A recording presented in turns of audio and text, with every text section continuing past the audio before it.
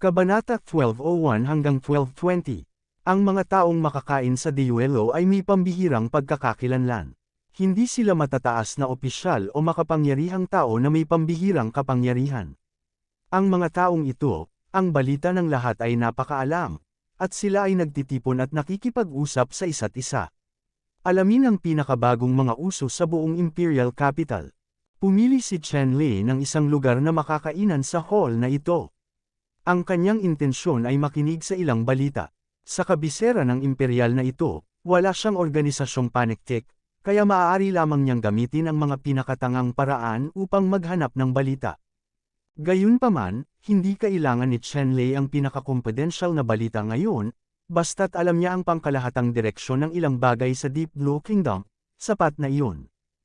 At dito, sa lobby ng hotel na ito, makukuha niya ang gusto niya. Hindi nagtagal, kumalat sa pandinig ni Chen Lei ang mga pag-uusap ng ilang tao. Sa katunayan, ang mga taong nakakapag-usap sa lobby ay maaari ding sadyang magpakitang gilas upang ipakita na sila ay may kaalaman. Kuya Zhu, alam mo bang may nangyari kahapon? Hininaan ng isang food stall ang boses at sinabi sa kaibigan.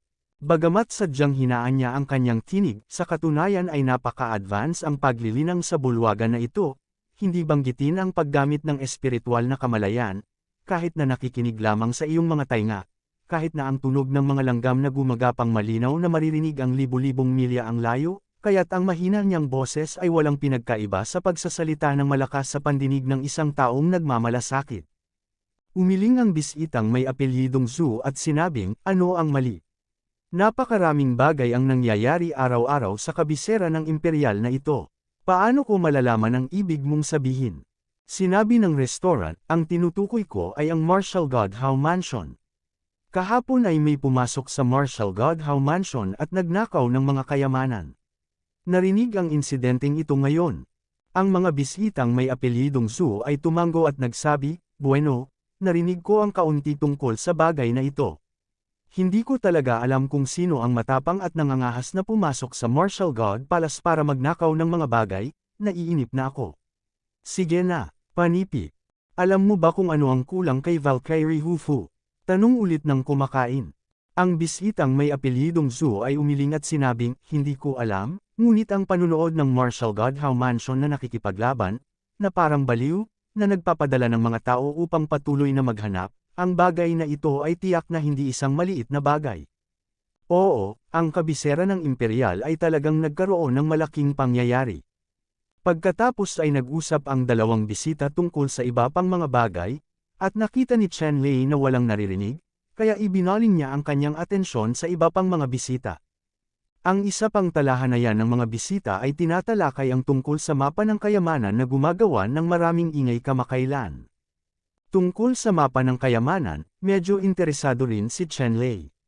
Mula sa impormasyong ibinunyag sa mga chat ng mga bisitang ito, alam ni Chen Lei na mayroon na ngayong higit sa 100 o higit pa sa mga mapa ng kayamanan na ito. Sa bawat oras na ipinanganak ang isang mapa ng kayamanan, magkakaroon ng isang bagyo ng dugo at kalungkutan, na umaakit sa hindi mabilang na kompetisyon ng mga tao. Ayon sa alamat, ang treasure map na ito ay may legacy na naiwan ng isang napakalakas na tao. Kung makukuha mo ang pamana na iniwan ng malakas na lalaking ito, hanggat ang paglalakbay ng paglilinang sa kaharian ng Emperor Wu ay hindi gaanong pagsisikap. Siyempre, may iba't ibang tsismis, masasabing may mga tsismis tungkol sa mga mapa ng kayamanan sa lahat ng dako sa Deep Blue Empire. Bilang karagdagan, nakatanggap din si Chen Lei ng ilang iba pang mga balita, tulad ng kasalukuyang madilim na asol na imperyo. Ang hangganan ng dagat ay hindi matatag. Sa lugar ng hangganan ng dagat kung saan matatagpuan ang madilim na asol na imperyo, ito ay nakikipaglaban sa mga dayuhang lahi sa loob ng maraming taon, ang dahilan ay dahil sa kayamanan nito. Ang sea area ng Spirit Mine, ang sea area na ito, ay ang tagpuan ng Deep Blue Empire at ng Tiger Shark Clan. Upang ipaglaban ang pagmamay-ari ng lugar ng dagat, isang matagalang labanan, ay inilunsad. At ang rehiyong dagat na ito ay ang rehiyon ng dagat na binabantayan ni Haring Lingtian ng 12 City Sea Kings. Sunod-sunod na mensahe ang dumating sa pandinig ni Chen Lei, at alam din ni Chen Lei ang ilang uso sa Dark Blue Empire ngayon. Sa oras na ito, magkasamang inihain ang mga pagkain ni Chen Lei at ng iba pa. Sina Chen Lei, Li Feiyan at ang iba pa ay nag-uusap habang nag-e-enjoy sa pagkain. Kakaiba ang pagkain dito. Parehong nasisiyahang kumain sina Chen Lei at Jingjing. Sa sandaling ito, biglang pumasok sa tarangkahan ng Diyuelo ang isang grupo ng mga sundalo na nakasuot ng sandata sa labanan, sa ilalim ng pamumuno ng isang general. Ang pare-parehong bilis, na may nakakatakot na ritmo, ay nagpaparamdam sa mga tao ng palpitations. Nagmamadaling sinalubong siya ng tindera na si Diyuelo na nakangiti at sinabing, "Si General Shi pala, may pribadong silid ako rito, mangyaring umakyat sa itaas." Kinawean ni General Shi ang kanyang kamay at sinabi sa malalim na boses, "Hindi, ang general na ito ay nasa opisyal na negosyo. Nandito siya para imbestigahan ang isang kaso. Ayon sa mga pahiwatig, ang bilanggo ay maaaring nagtatago sa iyong Diyu building." Matapos pakinggan ang mga salita ni General Shi, nagmamadaling sinabi ng may-ari ng tindahan na may nakangiting mukha, "General Shi, hindi ka nagbibiro. Ang aming Diyuelo ay palaging gumagana sa paraang sumusunod sa batas. Hindi pwedeng magtago ng suspect, ikaw hindi ka madaling magsalita ng walang kaparehon." Panipik. Ang mga banal na mata ni General Shi ay parang kuryente, dahan-dahan niyang iniskan ang mga tao sa bulwagan, at sinabi sa isang malalim na boses, "Ito ba ay hindi makatwiran? Wala kang final say. Ang general na ito ay susuriing mabuti ang iyong Diyu Tower. Hindi mo hahadlangan ng mga opisyal na tungkulin ng general na ito." Panipik. General Shi, mangyaring huwag gawin iyon. Kung gagawin mo, hindi mabubuksan ang aming Diyu Tower. Ipinapangako ko, hindi kailanman magiging sospek ang ating Diyu Tower. Lumapit ang tindera kay General Shi, iniisip kong naramdaman niyang inilagay niya ang singsing na imbakan sa kamay ni General Shi.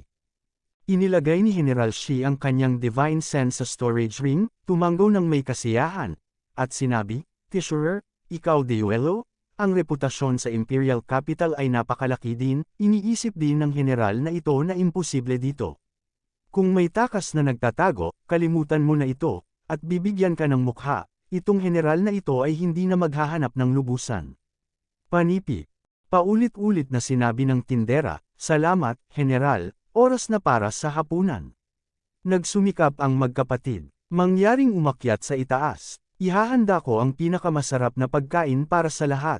Kinawean ni General Shi ang kanyang kamay at sinabing, "Sa susunod, sa pagkakataong ito, may ibang gawain ang general na ito." Pagkatapos magsalita, aalis na sana si General Shi, ngunit bago umalis, bigla niyang nakita si Li Feiyan, ngunit kumislap ang kanyang mga mata at hindi na siya makagalaw. Madaling maging maganda si Li Feiyan, ngunit ang cultivation ay nasa Wusheng realm lamang, at kumakain siya sa hall. Malinaw, hindi maaaring masyadong malalim ang background. At itong General Shi, masasabing puno ng pagnanasa, at ngayon, pagkatapos makita si Li Feiyan, hindi na siya makalakad kahit saan. Higit pa rito, sa tabi ni Li Feiyan, may isang batang babae na nakasuot ng belo. Sa hindi mabilang na mga karanasan ni General Shi sa pagbabasa ng mga kababaihan, kahit na ang babaeng ito ay nakatalukbong at hindi malinaw na makita ang kanyang mukha, pinaniwalaan din ito ni General Shi.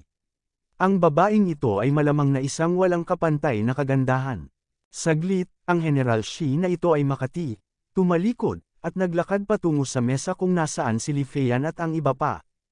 Kabanata 1202. Nang lumakad si General Shi sa harap ni Li Feiyan at Chen Lei, mata ko niyang sinulyapan si Li Feiyan, at pagkatapos ay itinuon ang tingin kay Jingjing.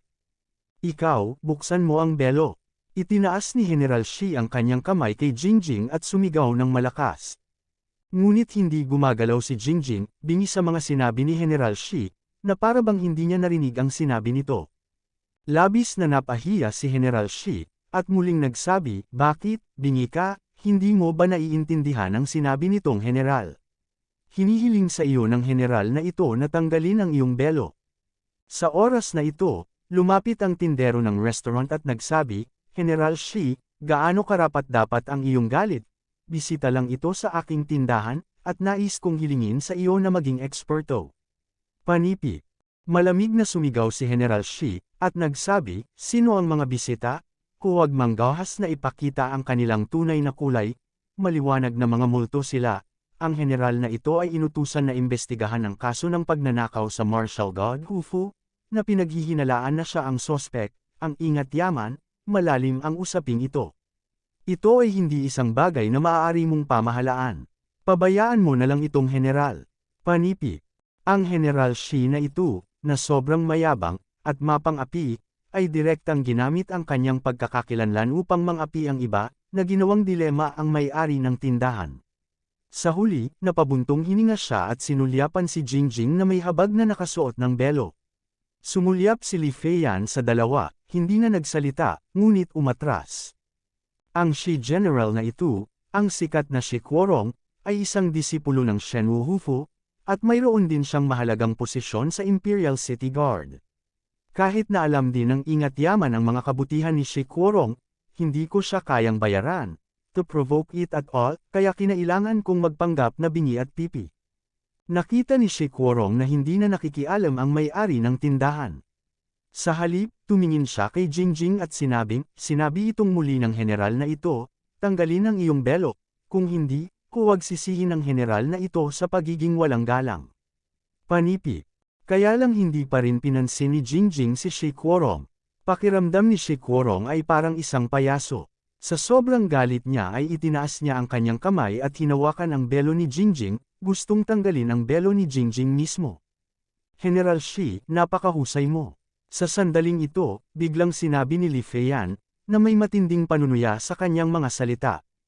Kasabay nito, naramdaman lamang ni Shi Quorong ang matinding sakit sa kanyang palad, na parang nabali ang kanyang mga buto, at iginuhit ang kanyang mga kuko patungo kay Jingjing na parang kidlat. Hindi sigurado si Shi Quorong. Hindi niya nakita kung sino ang gumawa ngayon. Gayunpaman, hindi natakot si Shi Quorong. Sa ilalim ng Imperial Capital na ito, walang sino man ang hindi niya kayang bayaran, maliban sa pamilya ng Imperial at sa apat na pangunahing pinuno ng gate. Hindi nilimitahan ni Shi Quorong, ngunit tumingin kay Li Feiyan. Nagsalita lang si Li Feiyan. Ngumisi si Shi Quorong at sinabing, ang general na ito ang may pananagutan sa paghuli sa mga bandido, kaya may karapatan siyang pagdudahan ka. Ngayon, ipinapayo ko sa iyo na kilalanin ang higit pa at sundan ang general na ito pabalik upang magsiyasat ng masunurin, at huwag pilitin itong general na maging bastos. Panipi. Sa oras na ito, itinaas ni Li Feiyan ang kanyang kamay at gumawa ng kilos at sinabi, General Shi, maaari mong buksan ang mga mata ng iyong aso upang makita ng malinaw? Ano ito?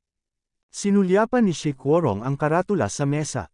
Ang token na ito ay ang identity card ng Li family. Galing ka ba sa Li clan? Tanong ni Shi Quorong. Oo, ngayon, may hinala ka pa ba na bandido kami? Tanong ni Li Feiyan kay Shi Quorong. Well, dahil miyembro kayo ng Li clan, natural na hindi kayo magiging bandido, pero, paano ang dalawang iyon, miyembro din ba sila ng Li clan? Bagamat nabigla si Shi Quorong sa pagkakakilanlan ni Li Feiyan bilang miyembro ng Tribong Lifen, hindi siya sumuko dahil mayroon siyang kaalaman. Bagamat ang ID card ni Li Feiyan ay kumakatawan sa pagkakakilanlan ng isang miyembro ng Tribong Lifen, ang kanyang katayuan ay hindi masyadong mataas na medalyang tansu, na nangangahulugan na si Li Feiyan ay hindi isang pangunahing figure ng Likan. Gayunpaman, kahit na huminto si Shi Quorong sa pag-iisip tungkol sa mga ideya ni Li Feiyan, dapat mong malaman na ang katayuan ni Li Feiyan bilang isang sekta ng Li ay nagseselos pa rin sa kanya. Gayunpaman, napakatapang at matapang ni Shi Quorong, tinitingala pa rin niya ang mga piling tao. Natural na narinig ni Li Feiyan ang kahulugan ng mga salita ni Shi Quorong, at sinabi sa malamig na boses, bilang isang disipulo ng Li clan, ginagarantiya ko sa kanilang dalawa na tiyak na hindi sila mga magnanakaw na sumalakay sa martial god Hufu. Ayos lang yan. Panipi. Ngumisi si Shi Quorong at nagsabi, ginagarantiya mo, sa iyong mga kwalifikasyon, hindi ito sapat. Hindi siya sapat na kwalipikado, kaya laging sapat ang aking mga kwalifikasyon. Sa sandaling ito, mula sa ikalawang palapag ng Diyu Tower, isang binata ang bumaba, na may malamig na tingin sa kanyang mga mata, at isang marangal na ugali na nagmumula sa kanyang katawan, at malamig niyang sinabi kay Shi Quorong. Young Master Xing, hindi ko inaasahan na narito ka. Tingnan mo ang sinabi mo, natural qualified ang identity mo, pupunta ako ngayon. Matapos makita ang binatang ito, biglang nagbago ang ekspresyon ni Shi Kuorong. Kanina lang matikas pa rin siya, pero ngayon, parang daga na sumasalubong sa pusa, kahit ang tangkad niya ay kulang ng 3 puntos. Ang binata sa harap niya ay hindi isang ordinaryong tao, ngunit si Li Hanxing, na kilala bilang 7 Young Masters ng Imperial Capital. Kilala rin siya bilang Young Star. Ito ay isang direktang disipulo ng Li Clan sa hinaharap. Maaari pa nga siyang maging master ng Li Clan na si Shi Kuorong ay hindi man lang langgam sa harap ni Li Hanxing. Saan naisip ni Shi Kuorong na kung gusto lang niyang labanan ang mga ligaw na pagkain, pambubuli at pambubuli sa mga tagalabas, makikilala niya ang isang malaking tao tulad ni Li Hanxing. Sa ilalim ng gayong mga kalagayan, natural na hindi nang ahas si Shi Kuorong na mag-isip pa, ngunit iniisip kung paano iiwan ang buong katawan. Magkaroon ng kamalayan na ang init ng ulo ni Li Hanxing Xiao ay hindi kayang tiisin ng mga ordinaryong tao. Go, paano ka makakaalis ng ganyan? Hindi mo pa ba nahuhuli ang sospek? Gustong makita ng anak ko kung paano mo mahuli ang sospek. Gustong umalis ni Shi Kuorong, ngunit hindi lang siya pinabayaan ni Li Hanxing. Nadurog ang puso ni Shi Kuorong, at nalaman niya kaagad na malubha ang problema. Kung alam niyang nandito si Young Star, hindi sana siya pumunta sa restaurant na ito para saluhin ang simoy ng taglagas kung pinatay niya ito. Young Master Xing, mali talaga ako. Kung hindi mo naaalala ang kontrabida, mangyaring bitawan mo ako. Bulong ni Shi Kuorong at humingi ng awa. Hindi siya nang ahas na lumaban ng kalahating punto, dahil alam niya ang mga pakulo ng Young Star na ito at sinadya niyang maging kalahating bastos. Maaaring kailanganin siyang dalhin sa gilid ngayon. Nakaalis na si Deuelo, kaya kahit mawalan siya ng mukha, hindi siya magdadalawang isip. Ngumisi si Xing Xiao at sinabing, alam ko ang init ng ulo ko, ngunit hindi ako nang ahas na tingnan ang Li Clan ko at guluhin ang Li Clan ko. Ngayon, mas matalino ka. Baliin ang isang braso, hayaan mo akong makawala. Panipi. Munting bituin, ito ay masyadong mabigat. Mapait ang mukha ni Shi Kuorong at humingi ng awa kay Li Hanxing. Dalawa, narinig lang ni Shi Kuorong ang mga malamig na salita mula sa bibig ni Li Hanxing. Pagkaraan ng ilang sandali, gusto ni Shi Kuorong na sampelan ang sarili ng 2 beses. Ang bituing ito na si Xiao Mingmang ay pinaka hindi nasisiyahan sa kanyang mga intensyon. Gusto pa niyang makipagtawaran. Sa oras na ito, wala na siyang lakas ng loob na magsalita pa. Nabali ang magkabilang braso niya on the spot. Pagkatapos nito, inilabas ni Shi Kuorong ang kanyang lakas upang pigilan ang dugo mula sa sugat sa putol na braso. Sa lupa, nahulog ang 2 braso na nakasuot pa rin ng baluti. Kabanata 1203, hindi nagbago ang mukha ni Xing Xiao, kahit na may banayad ng ngiti sa kanyang mukha.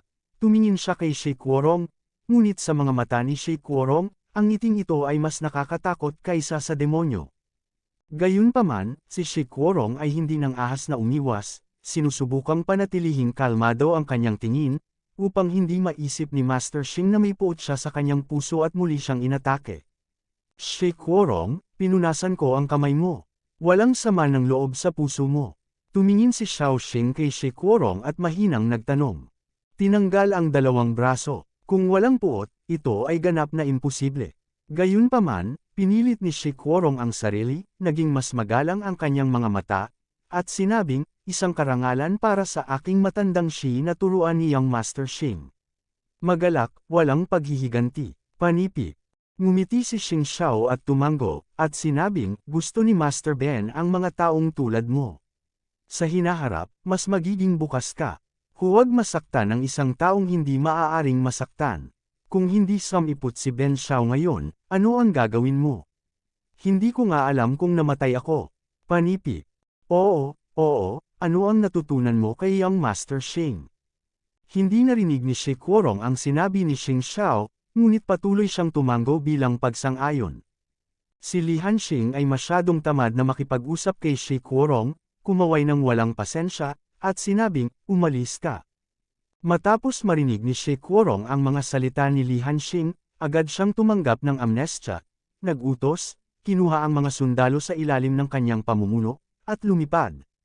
Sa oras na ito, lumapit si Li Hanxing kina Chen Lei at Jingjing, at sinabing, hayaan mong tumawa ang 2. Nandito si Hanxing para samahan sila. Sana hindi ko siya kilala in general. Ngumiti si Chen Li at sinabi, si Young Master Li ay talagang isang magandang paraan. Sinabi ni Li Hanxing, mahirap maging dalubhasa sa pag-ukit ng mga insekto. Hindi ko alam ang pangalan ng anak, maaari mo bang sabihin sa akin? Sinabi ni Chen Li, okay, ang pangalan ko ay Chen Li, ito si Jingjing, ang aking asawa. Yumukod muli si Li Hanxing sa dalawa, at pagkatapos ay nagsabi, ako ang master ng nangyari kanina, at sana ay hindi ito sisihin ni Teacher Chen. Umiling si Chen Li at sinabing, gusto ko ring pasalamatan si Xiaoxing sa pagtulong sa akin, kaya paano ko siya masisisi? Bahagyang ngumiti si Li Hanxing, isiniwalat ang paksa, at sinabing, Young Master Chen, nakilala kita sa lalong madaling panahon, kaya kinuha ko ang kalayaan na imbitahan kang manatili bilang panauhin. Siguro kung papayag si Young Master Chen. Sinabi ni Chen Li, okay, kung gayon ay aabala tayo. Hindi alam ni Chen Li kung ano ang layunin ni Li Hanxing, ngunit itinuring din siyang matapang na master, at sinumang Longtan Tiger Den ay maglalakas loob na gumawa ng isang pambihirang tagumpay, kaya pumayag siya.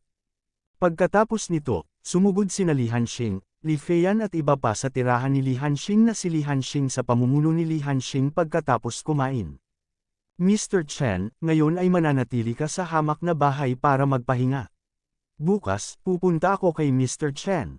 Pagkarating sa Fushang, inayos ni Li Hanxing ang isang tao na maghanda ng isang maliit na patio na may eleganteng kapaligiran para kay Chen Li at sa iba pa, at pagkatapos ay umalis. Matapos manatili sina Chen Li at Jingjing, tinanong ni Jingjing si Chen Li, Kuya Chen, ano ang ibig sabihin nitong Li Hanxing? Umiling si Chen Li at sinabing, hindi ko alam ang layunin ng young star na ito sa ngayon, ngunit tila walang masamang intensyon sa ngayon. Nagtanong si Jingjing, Mia Ingong, ano ang gagawin mo? Sinabi ni Chen Li, naaalala mo ba si Shi Kuorong? Bagamat sinabi ng young star na ito na nabalian siya ng braso, masyadong magaan ang ganitong parusa. Gusto kong magkaroon siya ng mas magandang memorya. Polihis na guhit. Para sa mga bagay tulad ng Shi Kuorong, hinding-hindi ito pababayaan ni Chen Li ng madali. Wala siyang ginawa buong araw dahil nag-aalala siya na baka masyadong malaki ang problema. Ngayon, wala siyang pag-aalinlangan at nagpasya na paalisan muli si Shi Kuorong. Mahabang aral. Hindi na masyadong nagsalita si Jingjing, tumango, at sinabing, mag-iingat ka, hihintayin kitang bumalik. Para sa Shi Kuorong na ito, talagang naiinis siya. Kung hindi lang niya ito unang beses at wala siyang alam, agad niyang binaril ang kriminal na ito. Tumango si Chen Li, pagkatapos ay agad na umalis ng tirahan upang hanapin si Shi Kuorong. Sa isa pang napakagandang palasyo, tiningnan ni Li Hanxing ang figurang lumilipad, umiling, bumantong hininga, at nagsabi, Shi Kuorong, tila hindi ka maiiwasan. Gayunpaman, agad na umiling muli si Li Hanxing. Ito ay puro sariling hiling ni Shi Kuorong. Sa nakalipas na ilang taon, sapat na ang masasamang gawa ni Shi Kuorong para patayin siya ng libu-libong beses. Sa pagkakataong ito kahit na hindi siya makasagasa sa matigas na tuod, maya-maya, magkikita rin siya balang araw, at hindi na niya kailangang mag-alala masyado. Hindi nagtagal ay natagpuan ni Chen Li si Shi Kuorong. Sa araw, nang makausap ni Shi Kuorong si Jingjing, nag-iwan na ng malakas na aura si Chen Li sa katawan ni Shi Kuorong. Sa kasalukuyan, hindi mahirap hanapin si Shi Kuorong.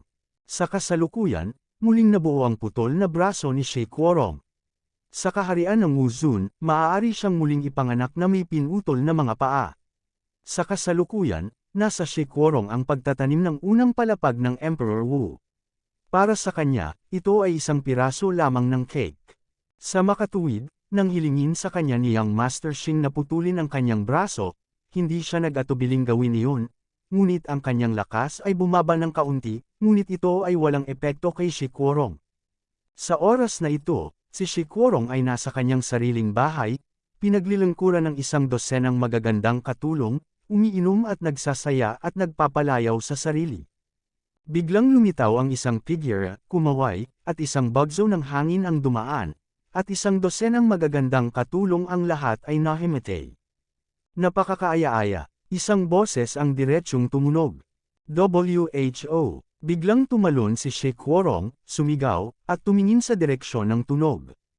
At sa isang sulyap ay nakilala niya na ang dumating ay hindi ibang tao, kundi ang binata na nakilala niya sa restaurant noong tanghali. Ikaw ba yan? Tumingin si She Kuorong kay Chen Lei at sinabi sa malalim na boses. Oo, ako ito, hindi ko inaasahan. Malumanay na sabi ni Chen Lei, at inilagay ang pagbabawal sa kanya. Kahit na ang isang Woody 5th level powerhouse ay lumaban dito ng buong lakas, walang kikilos. Nandito ka ba para maghiganti? Diretsyong tanong ni She Kuorong, pagkatapos mag-isip ng ilang sandali, alam na niya kung saan nanggaling si Chen Lei. Tumango si Chen Lei at sinabing, oo, hindi mo ako dapat i-provoke, at para sa mga taong tulad mo, hindi ko nais na iwanan ito ng mag-isa, kaya ngayon lang kita mapupuksa. Tumawa si She Kuorong at nagsabi, anak, hindi ka nangangahas, ngunit bakit mo ako hinahanap para sa paghihiganti? Sa tingin ko, ito ay halos kapareho ng iyong pagkamatay. Sa oras na ito, ang hiningang nahayag sa katawan ni Chen Lei ay ang unang palapag pa lamang ng martial ancestor. Ang ganitong paglilinang ay nangangahulugan na si She Kuorong ay maaaring sumampal ng higit sa 100 hanggang mamatay. Hindi nakilala ni Chen Lei si She Kuorong, at sinabing, kung gayon ay maaari mong subukan. Pagkatapos magsalita, direktang binaril ni Chen Lei si She Kuorong. Ayaw niyang magsalita ng masyadong kalokohan sa mga ganyang basura. Napangiti si She Kuorong nang makita niyang umatake si Chen Lei. Sinampal din niya ng isang palad si Chen Lei. Gamit ang palad na ito, ginamit niya ang kanyang buong lakas, sa paniniwalang si Chen Lei ay maaaring durugan sa laman gamit ang isang palad. Kabanata 1.204. Ngumisi si Chen Lei, at hindi nag-atubiling i-shoot ang parehong palad sa isang putok, ang bagong lumaki na palad ni She Kuorong, at ang kanyang braso, ay direktang sumabog sa ulap ng dugo sa pagkakataong ito. Ito ang dahilan kung bakit sadyang pinipigilan ni Chen Lei ang kanyang mga kamay, kung hindi ay maaaring direktang mabaril ng palad ni Chen Lei ang buong katawan ni She Kuorong sa ambon ng dugo. Ang mukha ni She Kuorong ay nagpakita ng walang katapusang gulat, at tumingin siya kay Chen Lei na may takot na ekspresyon. Ngayon lang talaga siya nabigla ng palad. Paano naging napakalakas ni Chen Lei? Sino ka at paano ka naging malakas? Bulalas at bulalas ni She Kuorong. Hindi mo kailangan malaman kung sino ako, basta't alam mo na nag-i-provoke ka sa isang tao na hindi mo dapat i-provoke. Malamig na sabi ni Chen Lei. Ngayon, nagpasya siyang patayin si She Kuorong. Mga patay na tao, hindi na kailangan pang malaman. Talaga bang naglakas loob ka na patayin ako? Alam mo, ako ay isang general ng Deep Blue Empire at isang disipulo ng Shenwuhao Palace. Kung papatayin mo ako, ito man ay ang Deep Blue Empire o ang Shenwuhao Palace, hindi ka maliligtas. Panipi. Sa oras na ito, si She Kuorong ay natakot din, at pinatakbo ang kapangyarihan sa likod niya.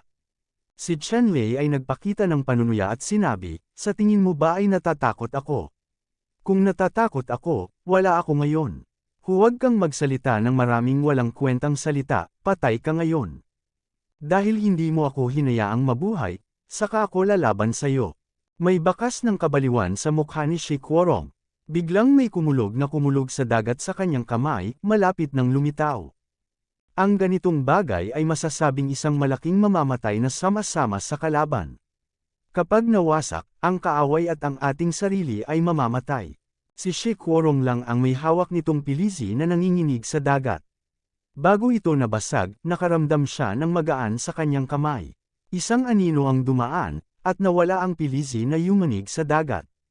Paano ito posible? Natigilan si She Kuorong at tumingin kay Chen Lei na nakatayo sa di kalayuan.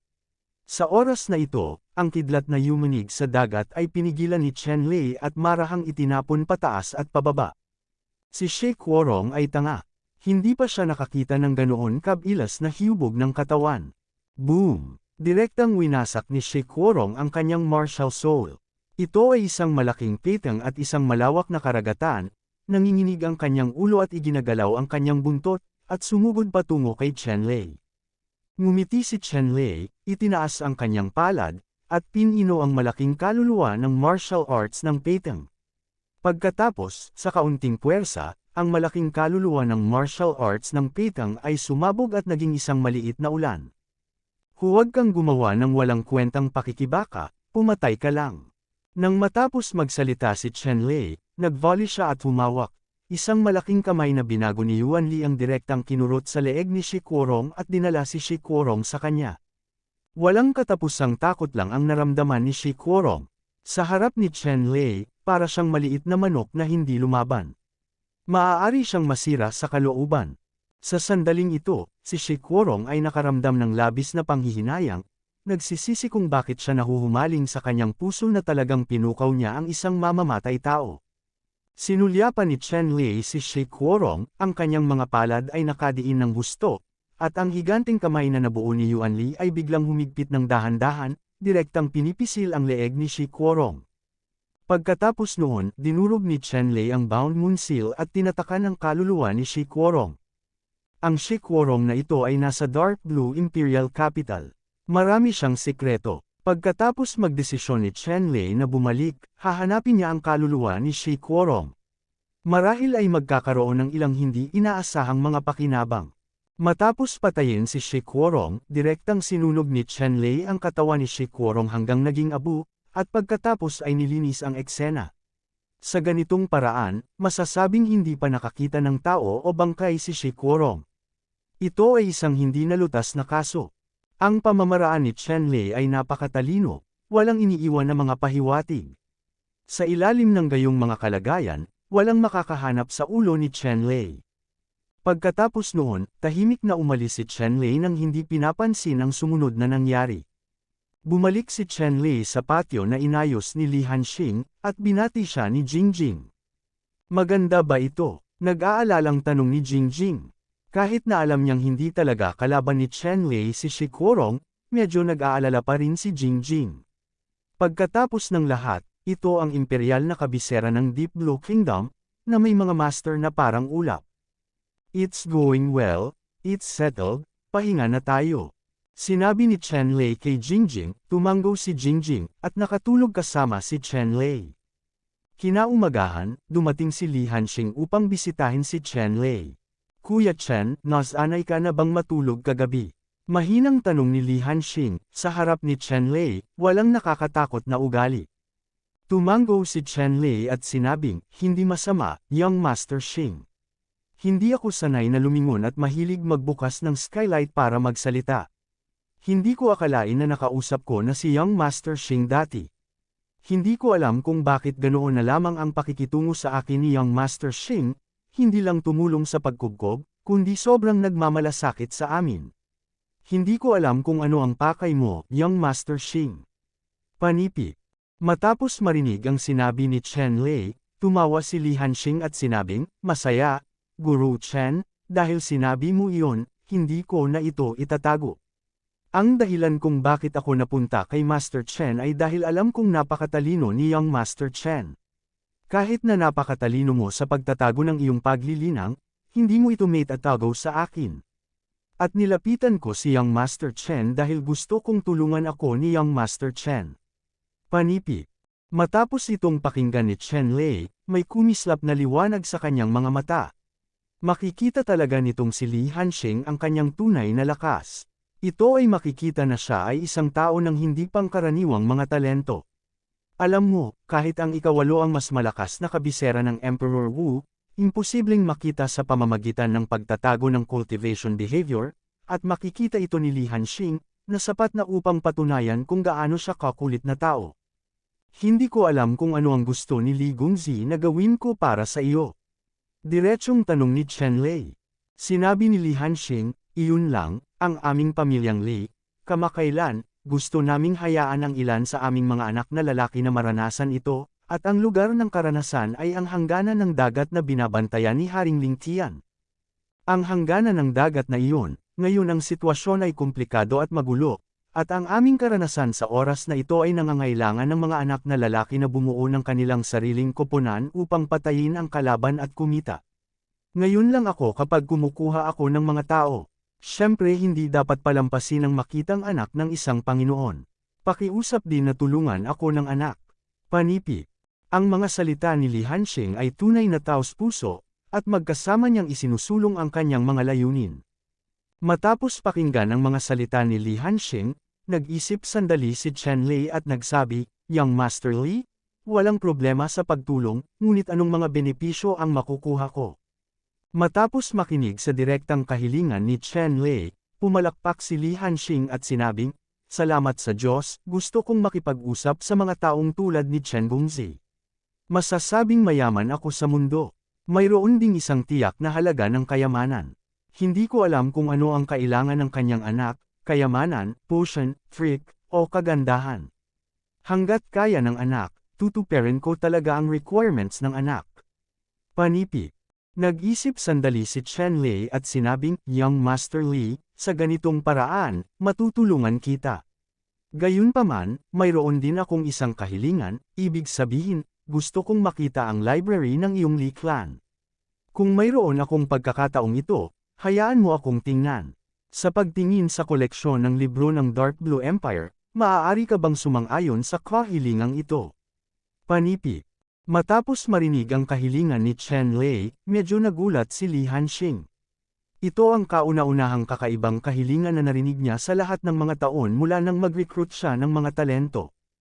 Kabanata 1205. Noong nakaraan, nag-recruit siya ng lahat ng uri ng talento, at ang mga kondisyon na inilagay niya ay ang pagnanais ng mga kayamanan, ehersisyo, gamot, lakas, at iba pa, ngunit tulad ni Chen Lei, hiniling niya lamang na bisitahin ang Lishu Library at ang Deep Blue Empire.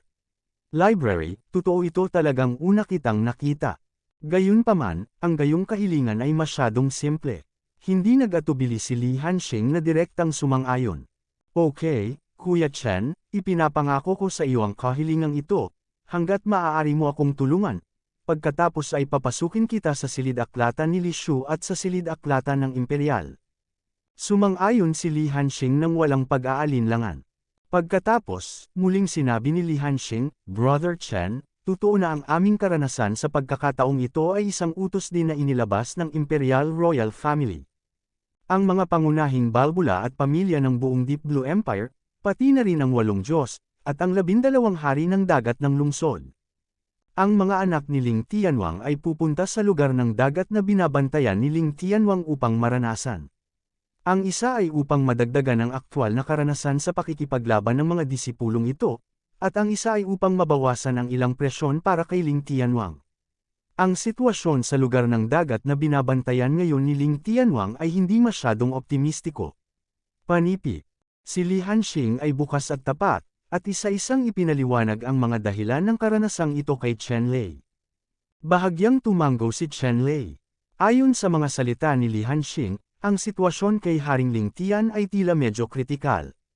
Sinabi pa ni Li Hanxing, "Master Chen, sa pagkakataong ito ay pumunta siya sa lugar ng dagat na binabantayan ni Haring Ling Tian upang patayin ang kaaway, at may isa pa.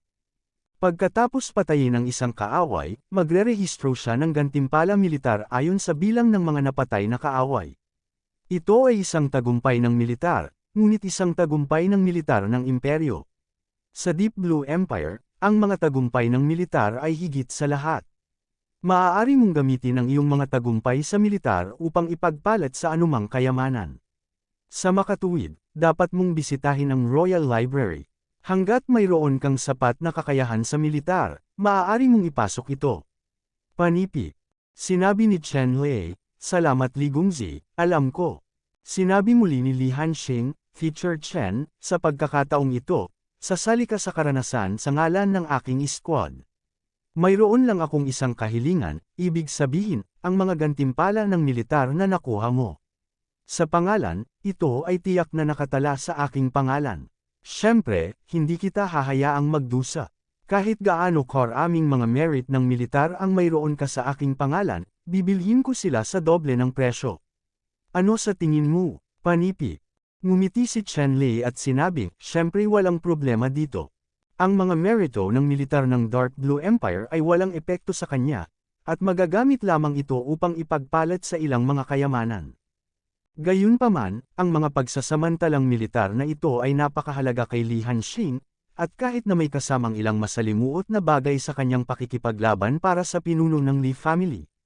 Sa makatuwid, hindi nag-atubili si Li Hanxing na bilhin ang mga pagsasamantalang militar ni Chen Lei sa doble ng presyo. At maaaring ipagpalit ni Chen Lei ang 2 beses sa mga merito ng militar para sa 2 beses sa mga kayamanan, kaya bakit hindi gawin ito? Okay, masayang-masaya si Brother Chen, kaya sa pagkakataong ito, may 5 araw na oras ng paghahanda para sa karanasang ito, at pupunta siya. Sa 5 araw na ito, maaaring mag-ayos si Brother Chen ayon sa gusto niya, at isasama ko si Chen mamaya. Kapatid, tingnan at tingnan ang ibang tao, lahat sila ay atin, para hindi mapunta sa dagat at magdulot ng hindi pagkakaunawaan dahil hindi nila kilala. Panipik. Muling sabi ni Li Hanxing kay Chen Lei. Hindi mahalaga, sumang-ayon si Chen Lei nang walang pag-aalinlangan. Hindi nagtagal, kinuha ni Li Hanxing si Chen Lei at pumunta sa isa pang patio. Sa isang bulwagan, nakita ni Chen Lei ang higit sa 20 masters, na lahat ay may cultivation sa itaas ng ika-5 palapag ng Emperor Wu. Mayroong 2 master, kahit na umabot sa ika-7 antas ng Emperor Wu floor. Ang mga taong ito ay mga master na ni-recruit ni Li Hanxing. Nang tumingin si Chen Lei sa mga master na ito, bahagyang umiling siya. Kahit na ang mga taong ito ay nagtataglay ng pambihirang lakas, hindi sila kailanman maituturing na mga nangungunang master. At ang mga master na ito, pagkatapos makita si Chen Lei, nagpakita rin sila ng bakas ng pang-aalipusta. Paano maihahambing sa kanila ang isang First Order martial ancestor? Gayunpaman, sa harap ni Li Hanxing, ang mga martial artist na ito ay hindi masyadong pinahiya si Chen Lei, at si Chen Lei, pagkatapos makipag-usap sa mga taong ito ng ilang salita, ay nainip, at dumiretso sa kanyang bakuran. Walang opinyon si Li Hanxing tungkol dito, dahil bukod sa kanya, walang ibang nakakaramdam ng takot kay Chen Lei. Alam ni Li Hanxing na sa pagkakataong ito, tiyak na isa si Chen Lei sa mga pumatay. Pagkabalik sa looban, biglang naramdaman ni Chen Lei na hindi tama ang kapaligiran, nagbago ang kanyang mukha, at pumasok siya sa looban. Sa pagtingin kay Jingjing at isang binata na magkaharap, ang moral ng magkabilang panig ay unti-unting tumaas sa sukdulan. Pumasok si Chen Lei sa ospital, at pagkatapos ay dumiretso sa force field kung saan magkaharap ang dalawa. Boom! Pumasok si Chen Lei sa force field. Ang paa na ito ay tila nasa dulo ng puso ng binata. Naramdaman na lang ng binata na tinatapakan ng husto ang kanyang puso, namumutla ang mukha at hindi niya maiwasang mapa-atras ng 12-dosenang hakbang palabas. Sino ka? Tumingin si Chen Lei sa binata at malamig na nagtanong. Tinatanong mo kung sino ako, at tinatanong ko rin kung sino ka, maglakas loob na kumilos laban sa akin. Mabangis na sabi ng binata na may kasamang malambing na tingin. Li Chanwo, sino ang nagtanong sa iyo na pumunta dito, gusto mo bang mamatay? Isang boses ang biglang tumunog, iyon ay boses ni Li Hanxing. Ang binata na ito, si Li Chanwo, ay nakita si Young Master Xing, ngunit hindi siya natakot, at sinabi, Young Master Xing, ang sinabi mo, pumunta lang ako para makita, anong kriminal na batas ang nilabag, ito ang aking Li Clan, saan ako hindi makakapunta? Panipik. Ngumisi si Li Hanxing at sinabing, Li Chanwo, sa palagay ko ay nagpapanggap ka na nalilito. Kung hindi ka sumasang-ayon sa akin sa lugar na ito ng Li Hanxing, ang sinumang maglakas loob na mamagitan ng walang pahintulot ko ay patay. Panipik. Gumawa si Li Chanwo ng isang daya at sinabi, Guro, ang iyong mga patakaran, natural na naiintindihan ko ito. Pumunta ako para makita ka sa utos ni Young Master Shan. Hindi ito isang paglabag.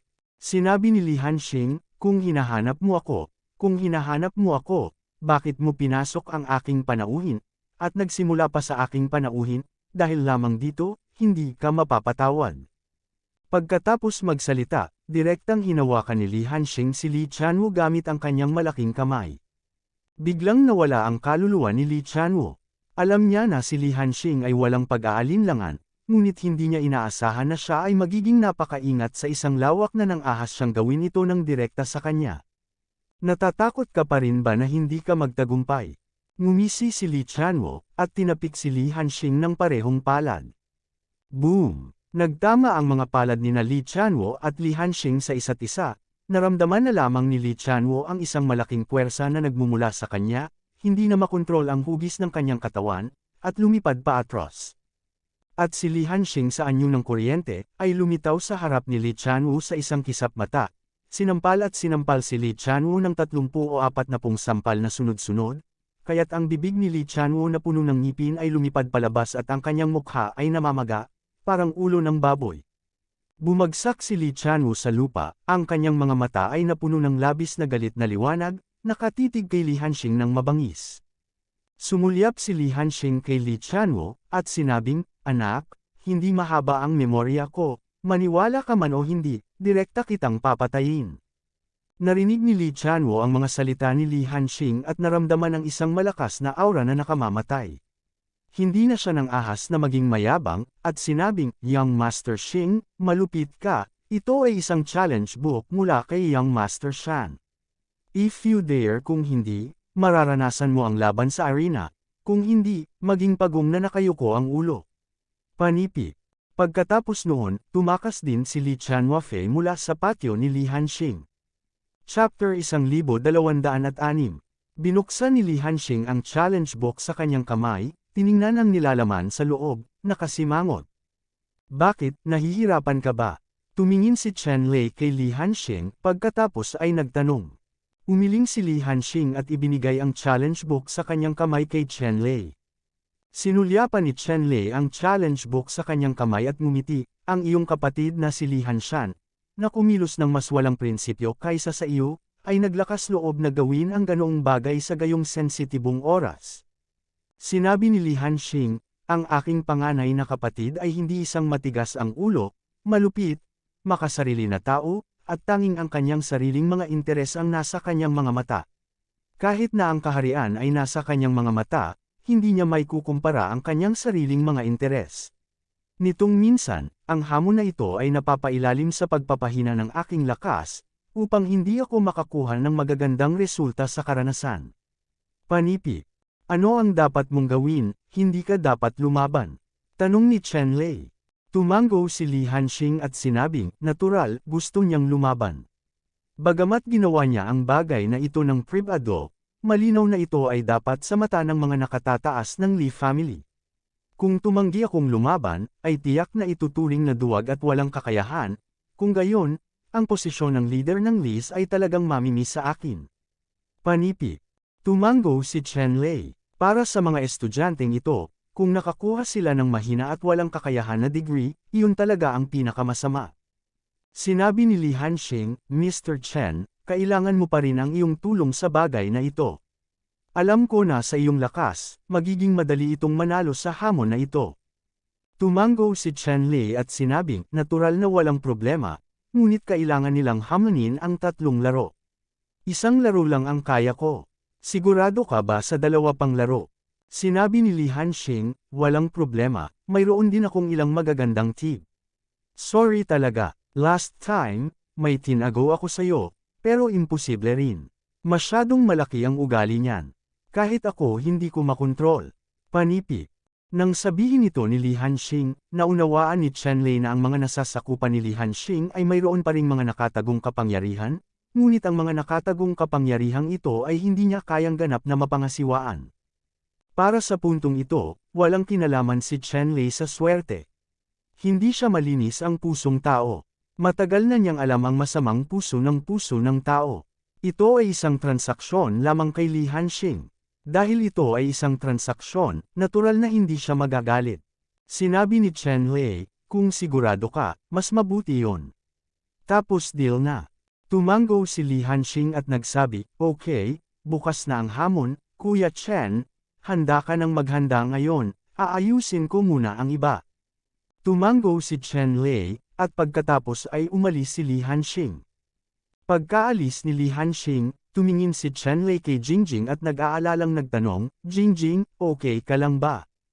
Ngayon lang, pagdating niya, si Jingjing ay nakaharap kay Li Chanwu. Bagamat wala siyang nagawa, mas mapanganib kung minsan ang clash of momentum kaysa direktang paghaharap. Ngumiti si Jingjing, umiling at sinabi, "Mazang, ayos lang ako, hindi mo alam ang kasalukuyang lakas ko, kung hindi ka natatakot na magdulot ng gulo para sa iyo, itong Li Chanwu, magagawa kong durugan sa pag-angat ng aking kamay." Panipi. Ngumiti si Chen Lei at tumango. Totoo, ang paglilinang ni Jingjing ng 100 Flowers Divine Art ay napakalakas kaya napakadaling durugan si Li Chanwu. Hindi naman mahalaga, kung may na-encounter kang ganyan mamaya, hindi na kailangang magtiis, gawin mo na lang agad. Magaling, aalis tayo dito, hindi mo na kailangang pigilin ang iyong hininga, sabi ni Chen Lei kay Jingjing. Tumango si Jingjing at sinabing, okay, naiintindihan ko. Walang balita para sa gabi. Kinabukasan, dumating si Li Hanxing sa tirahan ni Chen Lei ng maaga at dumating upang imbitahan si Chen Lei. Sa oras na ito, kumain na si Chen Lei ng almusal at naghihintay matapos makita si Li Hanxing, pumunta sila ni Jingjing sa paaralan kasama si Li Hanxing. Ang hamon ngayon ay ginanap sa bakuran ng paaralan, at ang nilalaman ng hamon ay ang dalawang anak na sina Li Hanxing at Li Hanshan, bawat isa ay nag-organisa ng 3 martial artist, na ikinumpara sa 3 laban. Mukhang simple, ngunit sa katunayan, ang mga intensyon ni Li Hanshan ay medyo masama. Dahil sa panahong ito, nakakuha si Li Hanshan ng ilang makapangyarihang martial artist. Sa mga makapangyarihang martial artist na ito, si Li Hanshan ay naging napakapubliko, at sunod-sunod na inalis ang ilang makapangyarihang tao sa ilalim niya. Kadra. Sa pagkakataong ito, sa wakas ay inihampas ni Li Hanshan ang butcher knife kay Li Hanxing. Hanggat mapuputol ang braso ni Li Hanxing, makakamit niya ang unang pwesto sa karanasang ito. At ang karanasan sa pagkakataong ito ay napakahalaga, at maaaring direktang matukoy kung alin sa kanila ang susunod na nangungunang kandidato ni Li. Sa ilalim ng gayong mga kalagayan, natural na gumawa ng paunang hakbang si Li Hanshan, una upang pahinin ang lakas ng ilang magkakapatid na mapagkompetensya bago siya makatiyak na mananalo. Sa oras na ito, sa paligid ng bakuran ng paaralan, mayroon ng isang grupo ng mga tao, lahat sila ay mga disipulo ng Li family, at marami pang iba ay mga elder ng Li Family Presbyterian Church. Kinakatawan ng elder na ito ang senior leader ng Li family. Kung sino man ang maaaring manalo sa hamon na ito, natural silang makakatanggap ng mga puntos ng bonus. Si Li Hanshan ay isang gwapong lalaki, ngunit ang kanyang buong katawan ay nagpapalabas ng malamig na hininga sa lahat ng oras. Siya ay nakasuot ng itim, at siya ay medyo malamig at malupit. Sa sandaling ito, nakita ni Li Hanshan si Li Hanxing na lumitaw, at ang kanyang mga mata ay kumikislap na may dalawang malamig na kuryente. Dapat mong malaman na sa pananaw ni Li Hanshan, si Li Hanxing lamang ang maaaring magbanta sa kanya na maging pinuno. Para sa iba pang mga kapatid, siya ay wala sa kanyang paningin. Hehe, Kuya Six, hindi ko inaasahan na maglalakas loob kang lumaban. Ang sinabi ni Li Chanwu kahapon ay magpadala ng challenge book sa pangalan ko. Bahala na ang may-ari na labanan ng aso. Kung ganito ang pakikitungo mo sa kanya, hindi mo ba ako masyadong ginagamot? Sa mata, panipi. Matapos makita si Li Hanxing, agad na tinanong ni Li Hanshan ang guro at sinabi, Kuya, masyadong walang pinag-aralan ang mga aliping tinuturuan mo. Tinutulungan ko lang kayong turuan siya, para hindi mawala ng mukha at magdusa ng konti sa kapatid ko, at maaari rin itong maging mahabang alaala. Kung siya ay nasa harap ng mga tao, natatakot ako na pati buhay ko ay mawala. Panipi. Naghiganti si Li Hanxing at tumangging sumuko. Hindi ngumiti si Li Hanshan, at sinabing, So, gusto ko pa ring magpasalamat sa iyo. Kinawean ni Li Hanxing ang kanyang kamay at sinabing, hindi magalang si Kuya, ito ang dapat kong gawin para sa aking nakababatang kapatid. Narinig ni Li Hanshan ang sinabi ni Li Hanxing, at nakaramdam siya ng pagkabagot. Dahil alam niyang walang silbi ang pakikipaglaban kay Li Hanxing, agad niyang sinabi, Okay, huwag kang magsalita ng walang kaparirikan.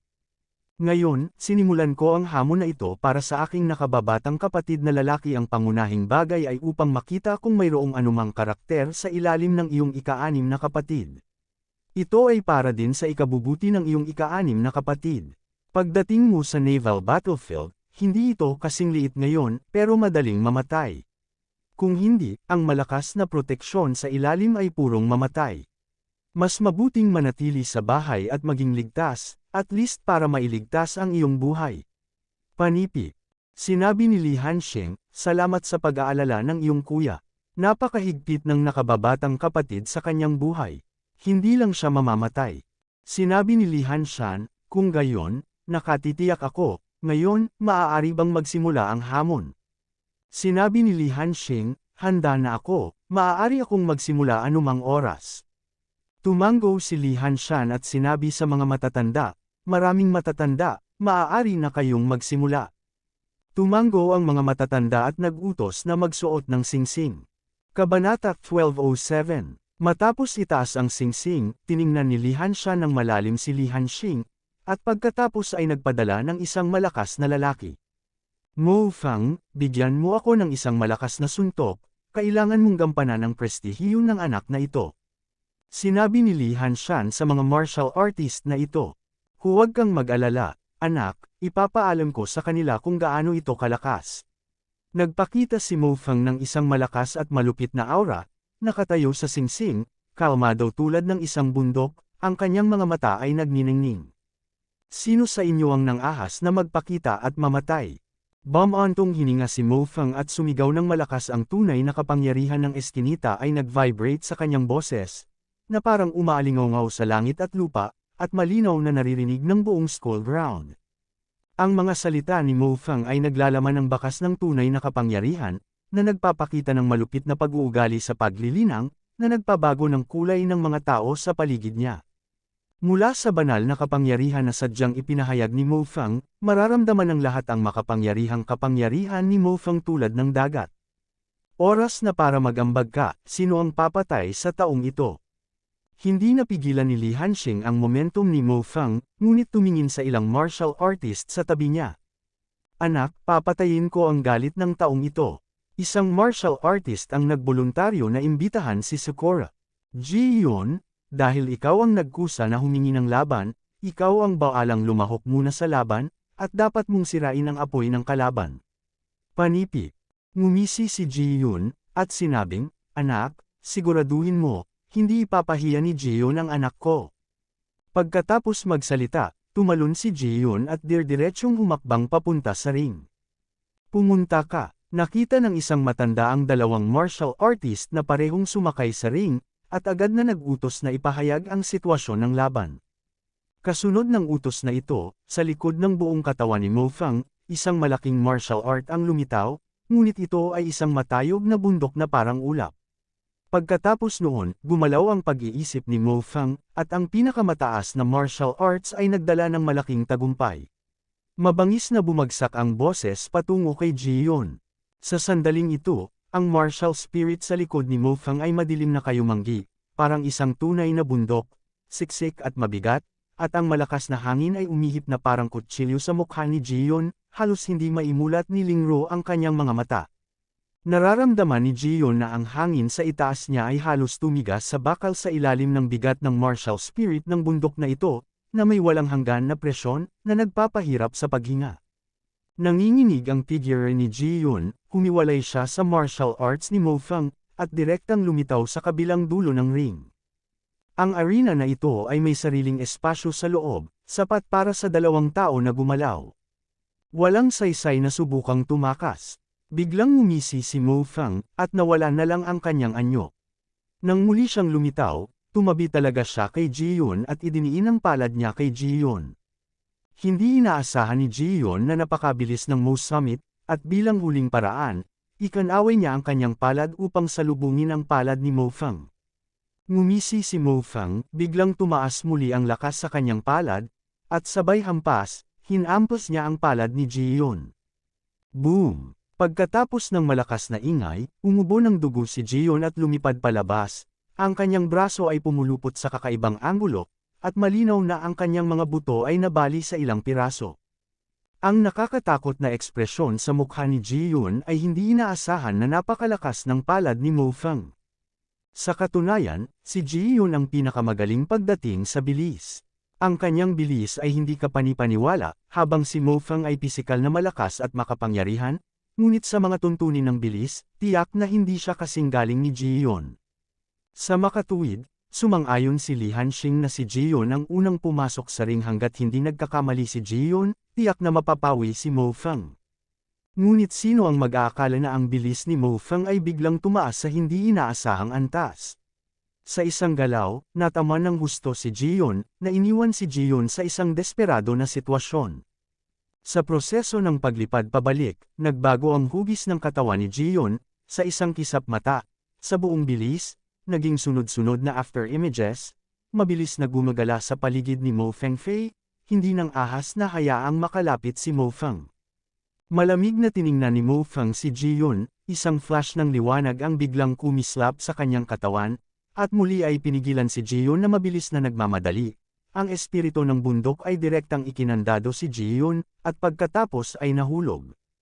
Sa pagkakataong ito, hindi naiwasan ni Jiyon ang suntok na ito, at tinamaan siya ng martial soul ni Mo Feng. Napasigaw si Jiyon, at diretsyong nadurog sa isang tumpok ng putik. Isang kaluluwa lamang ang lumipad at tumitig kay Mo Feng ng may matinding puot. Nanalo si Mo Feng sa unang laro.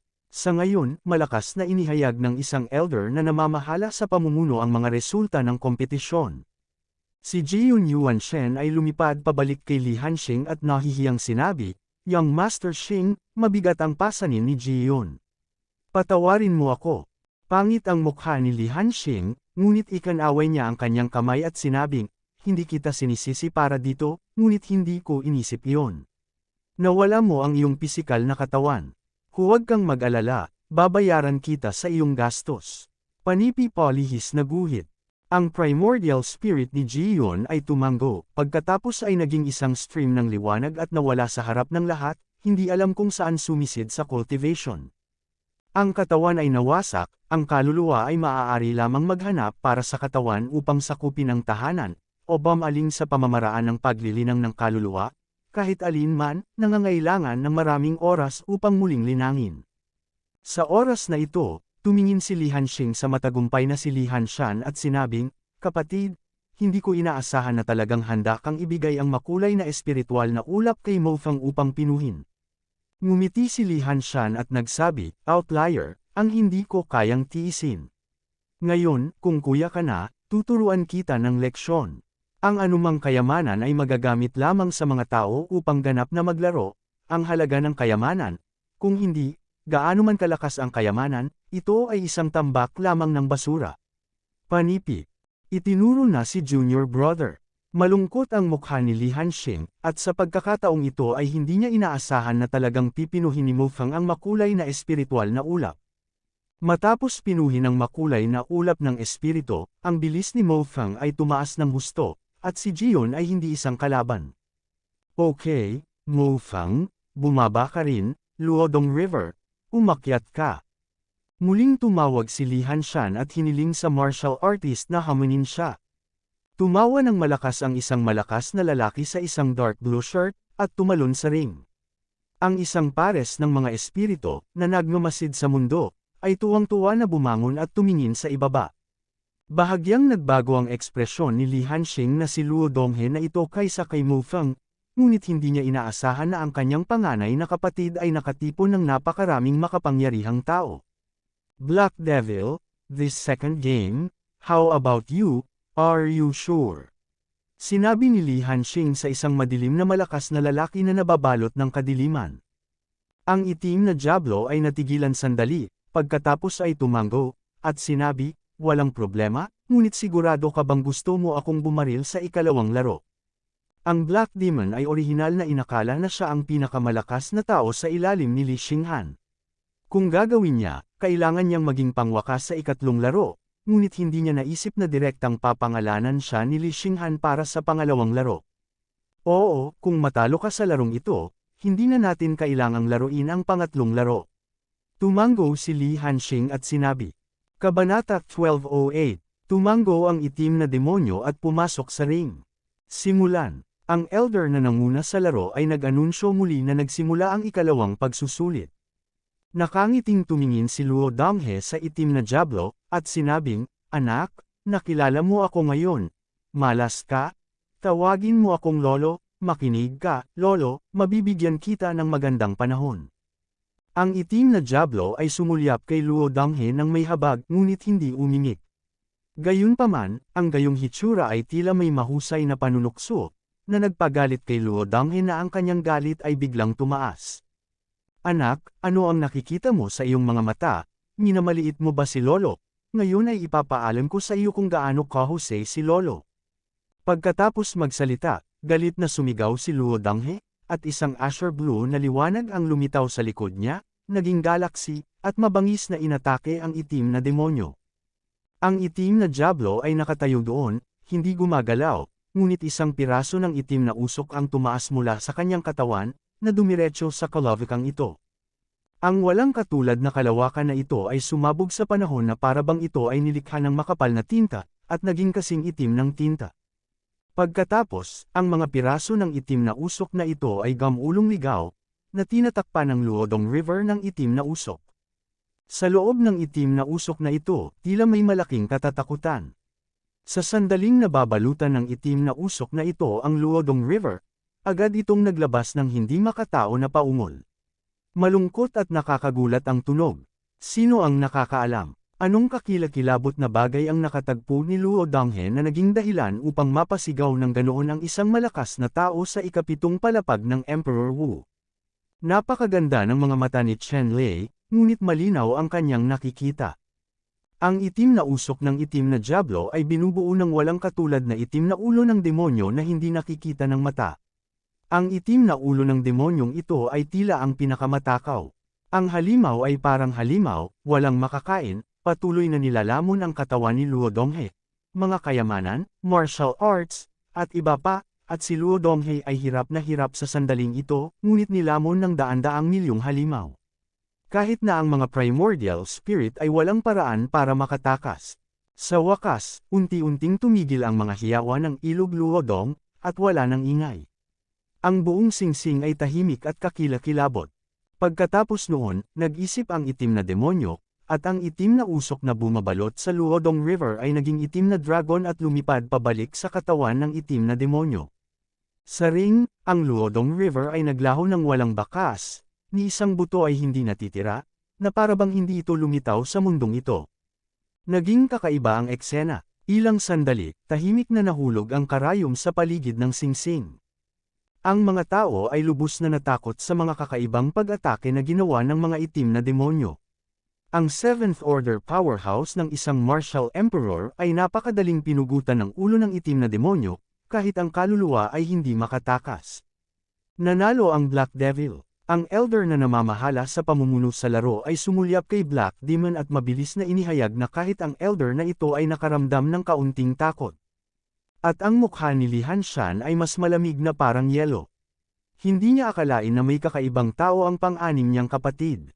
Ang maitim na halimaw na ito ay tiyak na isang mahirap na karakter, kahit siya ay nag-aatubili na makisali sa gayong kalaban, ito ay napakahirap. Gayunpaman, hindi titigil doon si Li Hanshan. Pagkatapos ng lahat, ang hamon na ito ay itinaas niya. Siyempre, dapat may simula at wakas. Bukod dito, malaki ang tiwala niya sa kanyang huling manlalaro. Ang isang ito ang mamamatay ay ang pinakamakapangyarihan. Mingsuo, halika, sa pagkakataong ito kailangan mo akong ibalik, alam mo ba? Direktang tinawag ni Li Hanshan ang general at sinabi sa malalim na boses. Masasabing pinilit din siya ni Li Hanxing sa gilid ng bangin sa oras na ito at kinailangan niyang ilabas lahat. Ayos lang anak, manood ka na lang. Casual na ngumiti ang isang martial artist, pagkatapos ay tumalon sa ring. Chen Lei, pakiusap. Hindi gaanong nagsalita si Li Hanxing, ngunit same time na tinanong si Chen Lei. Tumango si Chen Lei, niyugyug ang kanyang figura, at nagpakita rin sa singsing. Simulan. Matapos makitang lumabas ang dalawa sa ring, agad na inihayag ng matanda na nanguna sa laro ang pagsisimula ng laro. Matapos marinig ang utos, hindi nagatubili si Mingsuo na direktang sirain ang kanyang martial soul, at marahas na inatake si Chen Lei. At ang martial soul ni Mingsuo ay talagang isang pilak na dragon na naglalabas ng isang pilak na ulo, maringal at marilag, nangingibabaw sa wuswang, inilalantad ang kanyang mga ngipin at mga kuko sa hangin, naglalabas ng pilak na nagyayalong malamig na ambon, at walang pag-aalinlangan, ito ay nagiging Chen Lei na mabangis na lollipop. Silver Dragon Martial Soul, ito talaga ang pinakamakapangyarihang uri ng Martial Soul. Masasabing ang gayong Martial Soul ay maaaring may rank sa top 10 sa buong Deep Blue Kingdom. Ang mga malalakas na lalaki na may ganitong mga martial soul ay iiral sa hinaharap. Ang kanyang mga nagawa ay tunay na walang limitasyon. Sa kanyang pambihirang martial soul, kaya niyang maglakbay hanggang sa pinakamataas na antas ng paglilinang ng martial emperor. Si Chen Lei ay orihinal na handa para sa isang matinding labanan, dahil kahit na ang kanyang lakas ay hindi mahina ngayon, imposibleng sabihin na maaari niyang patayin ang isang malakas na tao sa ikapitong palapag ng Emperor Wu sa kanyang mga galaw. Gayunpaman, ang hindi niya inaasahan ay ang mamamatay tao na si Li Hanshan, ang taong lubos niyang inaasahan, ay ang Silver Dragon Martial Spirit. Ang Silver Dragon 1, na nakaharap sa iba, ay maaaring tawaging isang hindi maintindihan o kahit na hindi magagapi na pag-iral.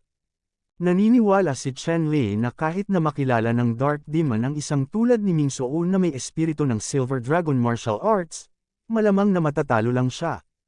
Gayunpaman, sa harap ni Chen Lei, masasabi ko lang na masyadong kahanga-hanga ang mga punto ng martial artist na ito. Nakaharap ang Silver Dragon Martial Arts Spirit na nahulog kasama ang mga ngipin at kuko nito. Hindi nag-atubili si Chen Lei na direktang durugan ang Great Desolate Fulong Fist. Nilamon ng fist light ni Chen Lei ang masaganang rune light, ang banal na liwanag ay namumulaklak, nakasisilaw at nakasisilaw, tulad ng isang bilog ng maliit na araw, direktang sumabog patungo sa Silver Dragon na martial soul na ito nang walang umiwas. Boom! Sa isang malakas na ingay, itong Silver Dragon Martial Arts Spirit, sa nakakatakot na mga mata ng lahat, ay sinira ang bawat pulgada at naging isang ulan ng silver light, na sumasakop sa buong arena. Ang suntok na ito, kasing lakas ng isang Diyos, ay lubos na nagulat sa lahat, bawat isa sa kanila ay nakabuka ang bibig, hindi kumikibo, nakatayo. Hindi sila mga ordinaryong tao na walang kaalaman, ngunit may kaalaman at karanasan. Alam nila kung gaano katikat ang attack power na kinakatawan ng Silver Dragon Martial Soul na ito. Gayunpaman, sa isang suntok, si Chen Lei ay binomba ni Chen Lei.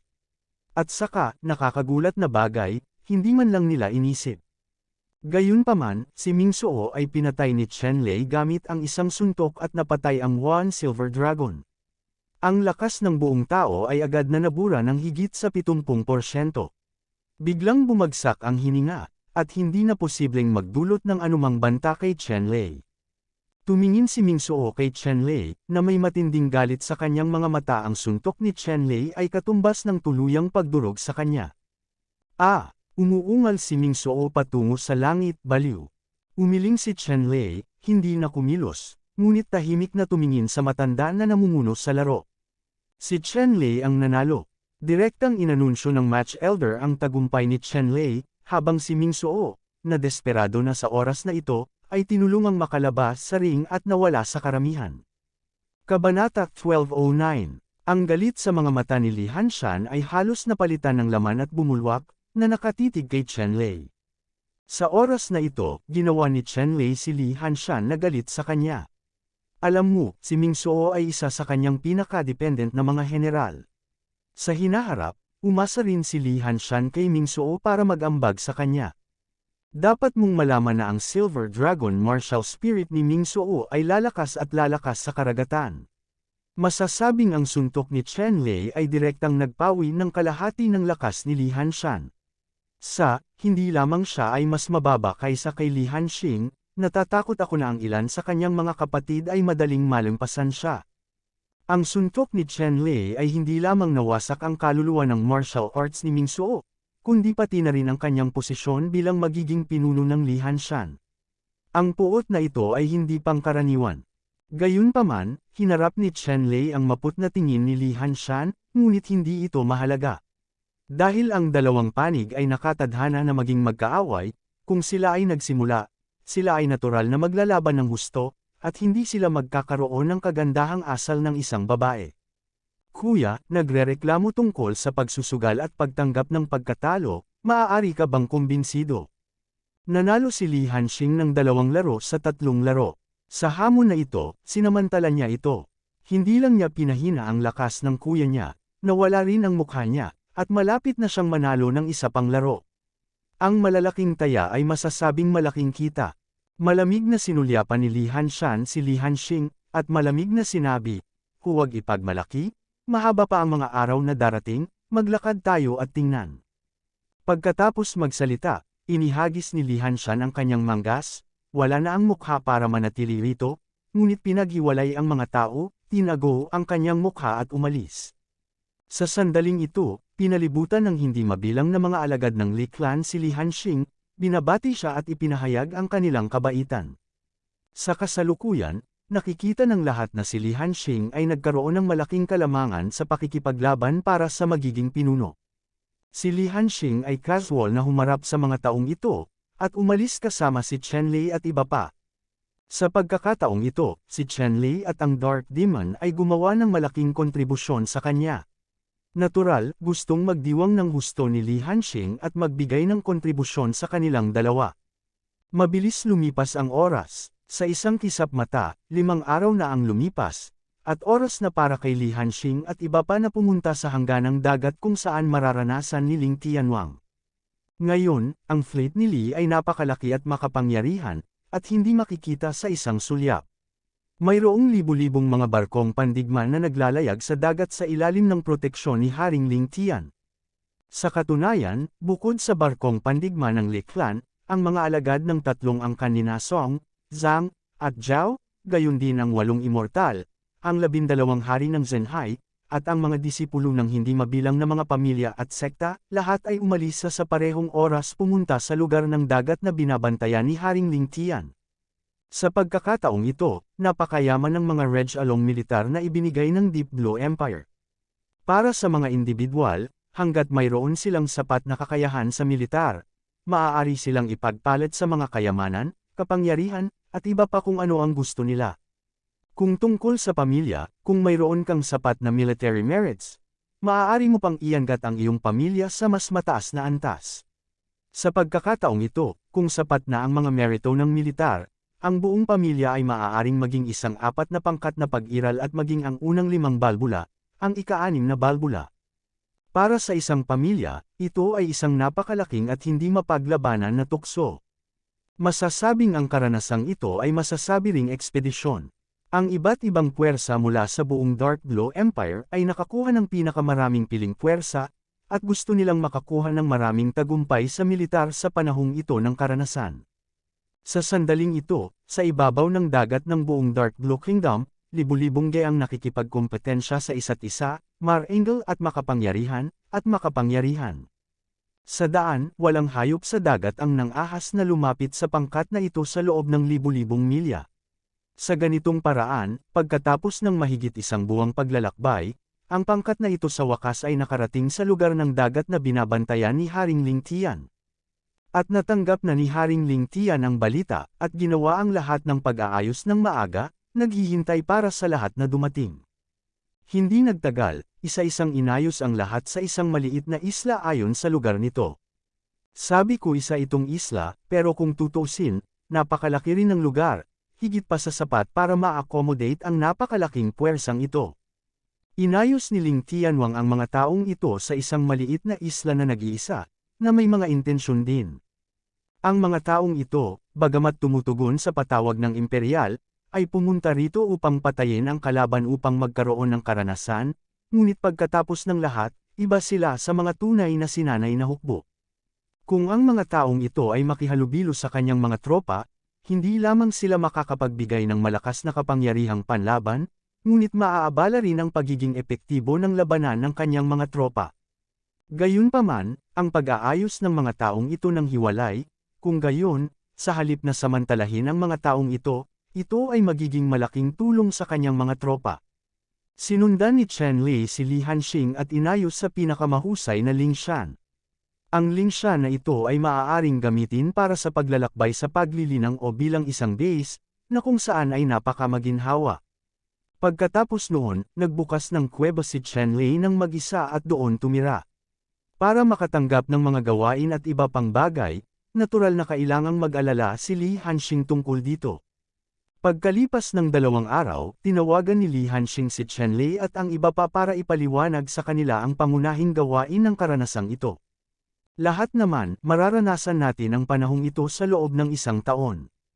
Pagkatapos ng 1 taon, magtatapos ang karanasan. Siyempre, Ito ang karanasan ng aming pamilyang Lee, at pagkatapos ng isang taon, kung gusto mo pa ring manatili dito at magpatuloy sa serbisyo militar, hinding-hindi ako titigil, ngunit sa taong ito, sana ay matulungan mo ako. Panipi. Tumango ang lahat at sabay-sabay na nagsabi, Young Master Xing, natural ito. Ang una naming layunin ay tulungan si Young Master Xing na kumpletuhin ang karanasang ito. Tumango si Li Hanxing at nagsabi, Bueno, sa susunod, hayaan mo akong magsalita tungkol sa nilalaman ng karanasang ito. Sa pagkakataong ito, ang pangunahing nilalaman ng aking karanasan ay ang pumatay ng 10 wudi ng tribo ng Tigre Shark sa isang taon. Ikapitong level na malakas, pumatay ng isang wudi na antas 8 malakas, ito ang nilalaman ng aking karanasan sa pagkakataong ito. Siyempre kung mas mataas ang antas ng napatay na kalaban, mas mataas ang aking marka ng karanasan. Panipi. Ang mga makapangyarihang tao sa paligid, pagkatapos pakinggan ang nilalaman ng karanasan ni Li Xinghan, hindi nila maiwasang huminga. Masyadong mahirap ang nilalaman ng karanasang ito. Papatayin nila ang 10 wudiki sa isang taon. Imposibleng gawain para sa Wudi level 8 na maging isang malakas na tao. Young Master Xing, napakahirap ng gawain ito, hindi ko talaga magawa. Malakas na sabi ni Wudi. Oo, Young Master Xing, ang ganitong uri ng misyon ay halos kapareho ng pagpapadala sa iyo sa kamatayan. Ang bawat isa ay nagpahayag ng kanilang mga pagdududa, ngunit sa kanila, ang ilang mga tao ay hindi nagsasalita. Sa mga taong ito, nariyan ang Dark Demon, Shenlei at 2 pang martial artist. Nagpakita rin ng malupit na aura ang 2 martial artist na ito, na nagparamdam kay Shenlei ng pressure. Malinaw, tiyak na hindi sila ordinaryong malakas na tao, ngunit mga nangungunang master. Tiningnan ni Li Hanxing ang lahat at sinabing, oo, talagang mahirap ang karanasang ito. Gayunpaman, sigurado ako kung tutulungan mo ako, tiyak na matatapos ito. Huwag kang mag-alala, hindi kita aayusin na mamatay ka. Ayon sa iyong mga lakas, ayusin ang mga gawain ng naaayon. Siyempre, iba ang kahirapan ng mga gawain, at iba rin ang halaga ng mga gantimpala ng militar. Naiintindihan mo ba ito, Panipi? Naiintindihan. Tumango ang lahat, ngunit nakapagdesisyon na sila. Kapag pumipili ng isang gawain, dapat mong panatilihing bukas ang iyong mga mata at gawin ang iyong makakaya. Dapat mong malaman na kahit gaano kahusay ang iyong militar, kailangan mong magkaroon ng buhay. Sinabi ni Li Hanxing, dahil naiintindihan ng lahat, pagkatapos ay ipopost ko ang gawain ngayong araw sa lahat, at lahat ay maaaring pumili kung gusto. Pagkatapos magsalita, kumuha si Li Hanxing ng isang scroll at dahan-dahan itong binuksan. Kabanata 12:10. Sa scroll na ito, bahagyang kumikinang ang liwanag, ngunit ito ay isang gawaing isinulat ng may tunay na kapangyarihan ng ganglion. Hanggat may tumatanggap sa gawaing ito ay agad na malabo. Ang mga gawaing ito ay mga elite level na gawain. Bawat isa ay may 10 araw na deadline.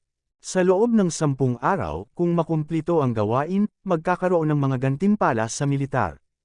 Kung nabigo ang gawain, gawin ang susunod na gawain. Ang mga tagumpay ng militar ay igagawad ng kalahati. Kung magkasunod na nabigo, ang pangatlong misyon ay hindi na magkakaroon ng military reward. Siyempre, kung mabibigo din ang pang-apat na misyon, kung gayon ang mga gantimpala ng militar ay hindi mababawasan, ngunit hindi ito angkop na magpatuloy. Upang makatanggap ng mga gawain, maaari kang pumunta lamang sa hukbo ni Ling Tianwang upang magsagawa ng ilang pangkalahatang gawain tulad ng pagmamanman at pagbabantay. Panipi. Sabi ni Li Hanxing sa lahat. Tumango ang lahat. Kung ang misyon ay nabigo ng 3 beses na magkakasunod, wala silang mukha para tanggapin ang misyon. Tumango din si Shenlei, at pagkatapos ay tinanong si Li Hanxing, Young Master Xing, mayroon pa bang mas mataas na antas na misyon maliban sa mga elite na misyon? Nakita lang niya ang mga elite level na gawain na ito, para sa kanya, ang kahirapan ay masyadong maliit, hindi nagkakahalaga ng pag-aaksaya ng kanyang oras. Tumango si Li Hanxing, kumuha ng isa pang gininto ang balumbon, at sinabi, ang volume na ito ay isang mahirap na gawain. Sabihin ko muna, kahit na ang ganitong uri ng mahirap na gawain ay may malaking kontribusyon, ito ay masyadong mapanganib. Kapag pumulot ka, kailangan mong mag-ingat at gawin ang iyong makakaya. Panipi. Nang makita ng iba ang dami ng mahirap na gawaing ito, hindi nila maiwasang hindi makapagsalita. Ang kalamangan ng militar sa lahat ay higit sa 1,000 puntos, ngunit napakadelikado rin nila. Dapat mong malaman na ang bawat punto ng mga merito ng militar ng Blue Kingdom ay may malaking halaga. Napakahirap makakuha ng mga gantimpala sa militar. Ang isang karaniwang gawain ay 10 o 20 puntos ng merit ng militar. Ang mga misyon sa antas ng elite ay hindi hihigit sa 100. Halika, at ang mahirap na gawain ito, isang piraso ng merit ng militar, higit sa 1,000 puntos, ay natural na nakakaakit ng atensyon ng mga tao. Gayunpaman, ang panganib ay tumataas din ng 12-dosenang beses. Matapos panoorin ang gawaing ito, maraming tao ang umiling at umatras. Kahit na ang kanyang mga merito sa militar ay mabuti, ang kanyang buhay ay hindi kasing halaga ng kanyang sarili. Kung walang mga diamante, bawasan niya ang paggawa ng porselana. Gayunpaman, si Chen Lei, ang madilim na demonyo at ang iba ay nakatuon sa antas na ito ng mahirap na gawain. Para sa kanila, ang mga gawain lamang ng mahirap na antas na ito ay mapaghamong. Elite level na mga gawain para sa kanila, masyadong simple. Pagkatapos mag-browse sa mga misyon, pumili si Chen Lei ng isang misyon. Ang misyon na ito ay upang sirain ang isang pangkat ng mga masters mula sa tribo ng Tigre Shark. Mayroong 10 master sa grupong ito ng mga master sa Martial Ancestor Realm, at malakas ang Martial Emperor Realm. 3 sila, kasama nila, may isang malakas na lalaki sa ikapitong palapag ng Emperor Wu. Isa itong Scout Squad, at mayroong detalyadong impormasyon tungkol sa Scout Squad na ito sa misyon. Naramdaman ni Chen Lei na kasama niya at ni Jingjing, dapat nilang tapusin ang gawaing ito. Pagkatapos gawin ni Chen Lei ang gawain, umalis sila kasama si Jingjing at dumiretso sa gawain. Kung tungkol sa kung anong mga gawain ang ginawa ng ibang tao, hindi sila interesadong malaman. Hindi nagtagal, umalis sina Chen Lei at Jingjing sa isla at pumasok sa malawak na karagatan. Para naman kina Chen Lei at Jingjing, ayon sa nilalaman ng intelligence mission, hindi nagtagal ay natuklasan nila ang mga bakas ng reconnaissance team na ito. Mazanggang, may 2 tribo ng Tigre Shark dito. Dapat silang mga miyembro ng scout team. Ano ang dapat nating gawin, magagawa ba natin? Tanong ni Jingjing kay Chen Lei. Huwag magmadali, susundan natin sila ng palihim, at hihintayin silang sumali sa iba pang mga scout, pagkatapos ay hulihin silang lahat ng sabay-sabay, sabi ni Chen Lei. Tumango si Jingjing, ang kanilang 2 lakas ay nagkaisa, maaari nilang patayin ang ika-8 antas ng powerhouse ni Emperor Wu, at harapin ang scout team na ito nang walang anumang problema. Nang makumplito ni Chen Lei at Jingjing ang kanilang misyon, si Li Hanshan ay nakaupo sa gitna ng bulwagan sa isa pang lingsyan sa isla na may malamig na ekspresyon at tumingin sa information scroll sa kanilang mga kamay. Pumunta si Chen Lei para gawin ang gawain. Ito ang pinakamagandang pagkakataon para maalis ang mga ito. Halika dito. Kasunod ng utos ni Li Hanshan, lumitaw ang martial artist sa harap ni Li Hanshan at nagsabi, "Anak ko, ano ang gusto mo?" Pumunta sa palasyo ng kadiliman, i-post ang misyon na ito, at mag-alok ng gantimpala para sa pagpatay kay Chen Lei.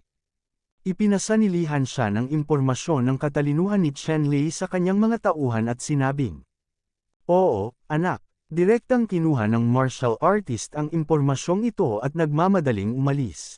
Matapos hintayin ni Li Hanshan na umalis ang lalaking ito, may bakas ng lamig sa kanyang mga mata, at sinabi niya sa kanyang sarili, "Chen Lei, sa ilalim ng pagtugi sa madilim na palasyo, gusto kong makita kung hanggang kailan ka maghihintay." Panipi. Ang Dark Palace ay isang mamamatay na organisasyon. Sa mga kontak ni Li Hanshan, natural na hanapin ang institusyon ng Dark Palace at mag-issue ng isang misyon sa Pangangaso. Ang madilim na palasyo ay nasa lahat ng dako. Nang maglaon, nagsimula rin si Li Hanshan na pumunta sa dagat ng pribado at nagsimula sa kanyang sariling paglalakbay ng karanasan. Palihim na sinundan ni Chen Lei at Jingjing ang 2 Tiger Shark Scouts, at sa wakas ay natagpuan nila ang matandang scout ng team na ito sa water nest. Ang 2 Tigre Shark Scout na ito ay napaka-alerto, ngunit ang kanilang paglilinang ay masyadong malayo sa Chen Lei. Gaano man sila ka-alerto, wala itong silbi. Hindi nila mahanap sa likod sina Chenlei at Jingjing. Commander, masayang kaganapan, masayang kaganapan. Dalawang scouts mula sa Tiger Shark Clan ang pumasok sa water nest at malakas na sinabi. Ano ang masayang kaganapan? Isang napakalakas na tribo ng Tigre Shark ang nagsabi sa malakas na boses. Commander, nalaman namin na ang human race ay nakatanggap ng maraming reinforcements kamakailan. Isa itong pagkakataon para sa atin. Sabi ng Tigre Shark Scout. Well, maaasahan ba ang balitang ito? Tanong ng pinuno ng Peteng Tigre sa malalim na boses. Sinabi ng Tiger Shark Scout, maaasahan, ang maliit ay garantisadong ang kanyang ulo, ganap na maaasahan. Emph, ang galing talaga. Kami ay nag-aalala tungkol sa kung paano maakit ang higit pa sa sangkatauhan. Sila talaga ang nagkusa na ipadala ito sa pintuan. Sa pagkakataong ito, kailangan nating kumuha ng malaking boto para lipulin ang sangkatauhan na ito. Panipi. Ang angka ng Peteng ng Tigre ay isang malakas na tao, na may mabangis na liwanag na nagniningning sa kanyang mga mata, aniya sa malamig na boses. Oo, Commander, sa tingin ko ang bagay na ito ay dapat iulat kaagad kay King Shark, kung hindi, ang kredito ay maaaring pag-aari ng iba, sabi ng Tigre Shark Clan Scout. Oo, dapat mong iulat ito sa aking hari. Ang pinuno ng Tiger Shark Clan ay nagsabi sa isang nakaka-relax na kalooban. Wala kang pagkakataon. Habang iniisip ng pinuno ng Tiger Shark Clan na iulat ang impormasyon sa hari ng Peteng, si Chenlei at Jingjing ay nagpakita lamang sa harap ng pinuno ng angkan ng Tigre Shark. Boy, you are so bold. You dare to take the initiative to appear in front of us, really looking for death. Ang leader ng Tiger Shark Clan, matapos makita sina Chenlei at Jingjing, hindi lamang siya natakot, ngunit nagulat din siya. Kung mapapanalo nila sina Chenlei at Jingjing, isa itong malaking tagumpay. Kabanata 12:11. Nag-utos ang tribo ng Tigre Shark, ang malakas na lalaki, at pinalibutan ng mahigit 100 Tigre Shark Scout sina Chenlei at Jingjing. Ngayon sa dagat, ang lakas ng Tiger Shark Clan ay maaaring maging supernormal, habang ang lakas ng labanan ng Human Clan ay hihina ng 1 o 2 puntos. Masasabing marami silang sinasakop na pera, kaya ang commander nitong Tigre Shark Clan, naniniwala ako na kaya niyang talunin at ng iba pa sina Chenlei at Jingjing. Hindi galit sina Chenlei at Jingjing sa Tiger Shark na ito. Hindi nag-atubili si Jingjing at direktang dinurog ang 100 Flowers Charm, nasakop ang lahat ng malalakas na Tigre Shark sa 100 Flowers Charm sa loob. Para naman kay Chenlei, inilunsad niya ang paraan ng pagkulog at direktang sinimulan ng kanyang kaalaman. Ang liwanag ng espada ay kumislap, at sa ilalim ng nagtatakang tingin ng pinuno ng Peteng ng Tigre, lumipad siya sa unang antas, at isang talampakang miniature na primordial soul ang bumaril mula sa kanyang ulo, sinusubukang makatakas. Gayunpaman, sa 100 Flowers Charm ni Jingjing, ang kanyang kaluluwa ay gustong makatakas, na kung saan ay pagnanasa.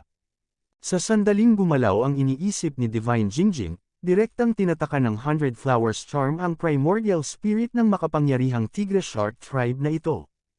Ang tribo ng Tigre Shark, ang pinakamakapangyarihang pinuno, ay pinatay ni Chenlei sa isang suntok. Siyempre, ang mga natitirang Tiger Shark tribe powerhouses ay natural na malamang na maging kalaban ni Chenlei. Napakawalang saysay ng kanilang pagtutol sa harap ni Chenlei, isa-isang pinugutan ng ulo si Chenlei at tinataka ng mga kaluluwa. Matapos madaling maalis ang scouting team, umalis sa dagat sina Chenlei at Jingjing. Matapos huminto ang dalawa sa isa pang lugar ng dagat, nahuli ni Chenlei ang espiritu na pinamumunuan ng Tigre na Peteng at direktang binasa ang memorya sa espiritu, naghahanap ng mahalagang mga pahiwatig.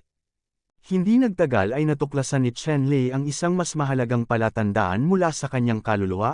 Iyon ay, ang hari ng tribo ng Tigre Shark ay talagang nangangailangan ng maraming dugo ng tao upang magsagawa ng isang malaking sakripisyo, at sa pagkakataong ito, sila ang pangunahing layunin ng pagkubkob sa bahay ni Ling Tianwang. Ang dagat at teritoryo ay hindi sumasakop sa lugar ng dagat na may mga minahan ng Spirit Stone, ngunit ang pinakalayunin ay ang dugo ng sangkatauhan. Kaya lang, sa rehiyong ito, ang pagkolekta ng dugo ng tao ay napakahirap, at ito ay patuloy na naglalagay ng presyon sa rehiyon ng dagat na kinokontrol ni Ling Tianwang, ang layunin ay upang makaakit ng higit pang mga tao na pampalakas, upang patayin silang lahat. Kaya lang, walang laman ang sakripisyo ng Shark King sa kaluluwa ng pinunong ito. Hindi ko alam kung ano ang gagawin ng Shark King sa napakaraming sakripisyo ng dugo ng tao. Tila sa pagkakataong ito, ang mga miyembro ng tribong ito ang nakaranas ng panganib. Nararamdaman ni Chen Li na sa hinaharap ang lugar na ito ay tiyak na magiging lugar ng pangangaso ng mga tigre, at ang mga sangkatauhan na nakaranas nito ay magiging biktima ng mga tigre na peteng. Gayunpaman, sino ang mangangaso at sino ang biktima, napakadali bang makilala. Sa mga mata ni Chen Li, isang malamig na kislap ang kumislap.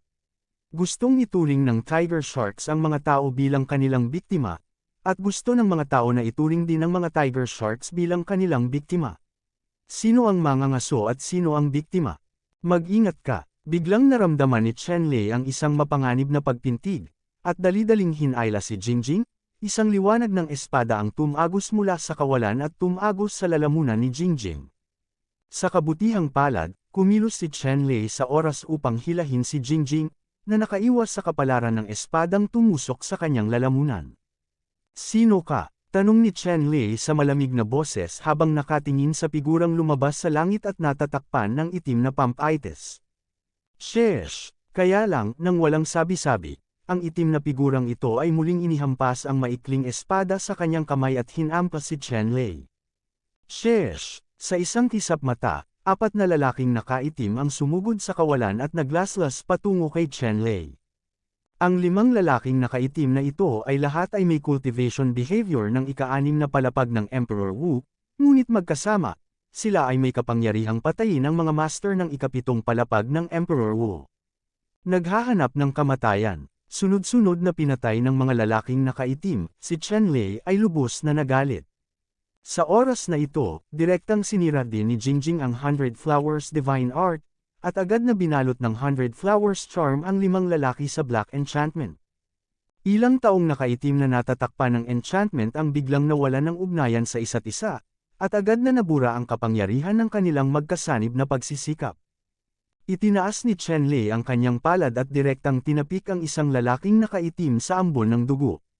Boom boom boom! Si Chen Li ay bumaril ng walang awa, at direktang kinunan ng larawan ang iba pang 4 na lalaki na nakaitim para sirain sila, at iginapos si Yaoyan upang selyuhan ang mga kaluluwa ng 5 lalaking nakaitim. Pagkatapos noon, direktang ginamit ni Chen Li ang soul-searching technique upang hanapin ang mga kaluluwa ng 5 lalaking nakaitim, na gustong malaman ang pinagmulan ng mga taong ito. Boom boom! Gayunpaman, sa sandaling ginawa ni Chen Li ang soul search technique, biglang sumabog ang espiritu ng 5 lalaking nakaitim. Ang makapangyarihan ay muntik nang masugitan si Chen Li. Kung hindi dahil sa pagbabantay ni Chen Li, sisubog niya agad ang mga espiritong ito, itinapon sila ng Diyos, tiyak na masusugatan si Chen Li. Ang 5 grupo ng mga espiritu ay sumabog, nagpasabog ng 5 malalaking malalim na butas sa malayong dagat, na ginawa silang 5 napakalaking puyo ng tubig, hindi mabilang na mga nilalang sa dagat ang itinapon hanggang sa kanilang kamatayan mula sa malalim na dagat, at lumutang sa kanilang mga tiyan, isang piraso ng solid na lumulutang. Napakalupit na pamamaraan. Si Chen Li ay may matagal na takot. Kabilang sa mga primordial spirit ng lalaking ito na nakaitim na damit, lahat sila ay nasa ilalim ng pinakamalupit na paghihigpit. Sa sandaling napilitan silang hanapin ang kanilang mga kaluluwa, sila ay sesabog ng aktibo, hindi lamang para magtago ng mga lihim, kundi para saktan din ang kaaway. Ang mga ganitong pamamaraan ay ginamit lamang ng ilang organisasyong assassin.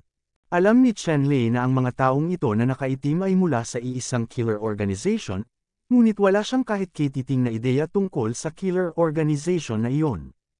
Mga tao ba sila sa Demon Mist? Lihim na nahulaan ni Chen Li, ngunit pagkatapos ay umiling muli siya. Ang mamamatay tao na ito na nakaitim na nakadamit ay kumilos sa ibang estilo mula sa Mist Demon. Dapat silang isa pang grupo ng mga assassin. Hindi matukoy ni Chen Li ang mga pagkakakilanlan ng mga mamamatay tao na ito sa ngayon, at hindi niya ito masyadong inisip, at bumalik si Jingjing at ang dalawa sa bahay ng kuweba sa pamayanan, at nakita si Li Hanxing. Natapos ang misyon. Direktang ibinigay ni Chen Lei ang ngipin na iniwan ng Tigre Shark Commander kay Li Hanxing, na isang tanda ng misyon. Napakabilis. Medyo hindi makapaniwala si Li Hanxing. Si Chen Lei at Jingjing ay lumabas ng kalahating araw at natapos ang gawain. Bilang karagdagan, pinatay nila ang pinuno ng Tigre Shark sa ikapitong palapag ng Emperor Wu. Walang makakatalo dito. Ayos lang, ito ang primordial spirit na pinamumunuan ng Tiger Shark, at sabay-sabay itong iniabot. Bilang karagdagan, nakahanap ako ng ilang impormasyon mula sa primordial spirit na pinamumunuan ng Tiger Shark, at maaari mong iulat ito kay King Ling Tian. Sabi ni Li Hanxing. Matapos basahin ang impormasyong pinagsama-sama ni Chen Lei, medyo seryoso si Li Hanxing. May ganitong sabuatan talaga ang Tiger Shark. Ang bagay na ito ay dapat iulat kay Haring Ling Tian para sa desisyon. Pagkatapos noon, hindi na nakipagbatian si Li Hanxing kay Chen Lei, ngunit dumiretso siya sa Ling Tianwang. Simula ng digmaan, walang sinuman sa mga tauhan ni Ling Tianwang ang nagselyado sa primordial spirit na pinamumunuan ng Martial Emperor ng Tigre Shark Tribe ay hindi nakakuha ng anumang mahalagang impormasyon. Ang bagay na ito ay dapat iulat kay King Ling Tian bilang sa lalong madaling panahon. Kabanata 12:12. Iniulat ni Li Hanxing ang impormasyon kay Haring Ling Tian, habang naghahanda sina Chen Lei at Jingjing na magpahinga, at pagkatapos ay nagpatuloy sa pagtupad ng kanilang mga tungkulin. Hindi nagtagal, dumating si Li Hanxing sa barracks kung saan naroon si Ling Tianwang. Si Ling Tianwang ay isang seryoso, responsable, patas at may sensinang tao.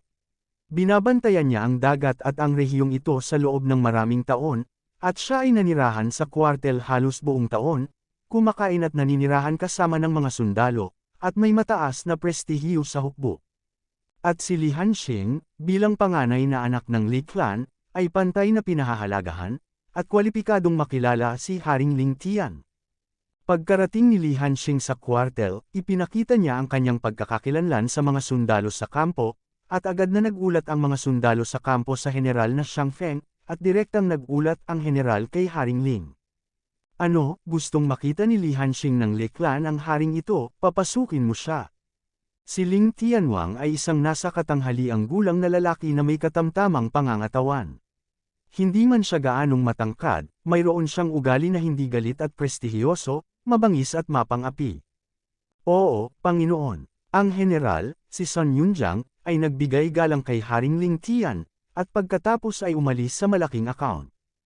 Hindi nagtagal, lumapit si Sun Yunjiang kay Li Hanxing, tumingin pataas at pababa kay Li Hanxing, at maingat na tiningnan ang mga marka ng pagkakakilanlan ni Li Hanxing, at iba pa, at pagkatapos ng mahigpit na kumpirmasyon, dinalaban niya si Li Hanxing sa silid.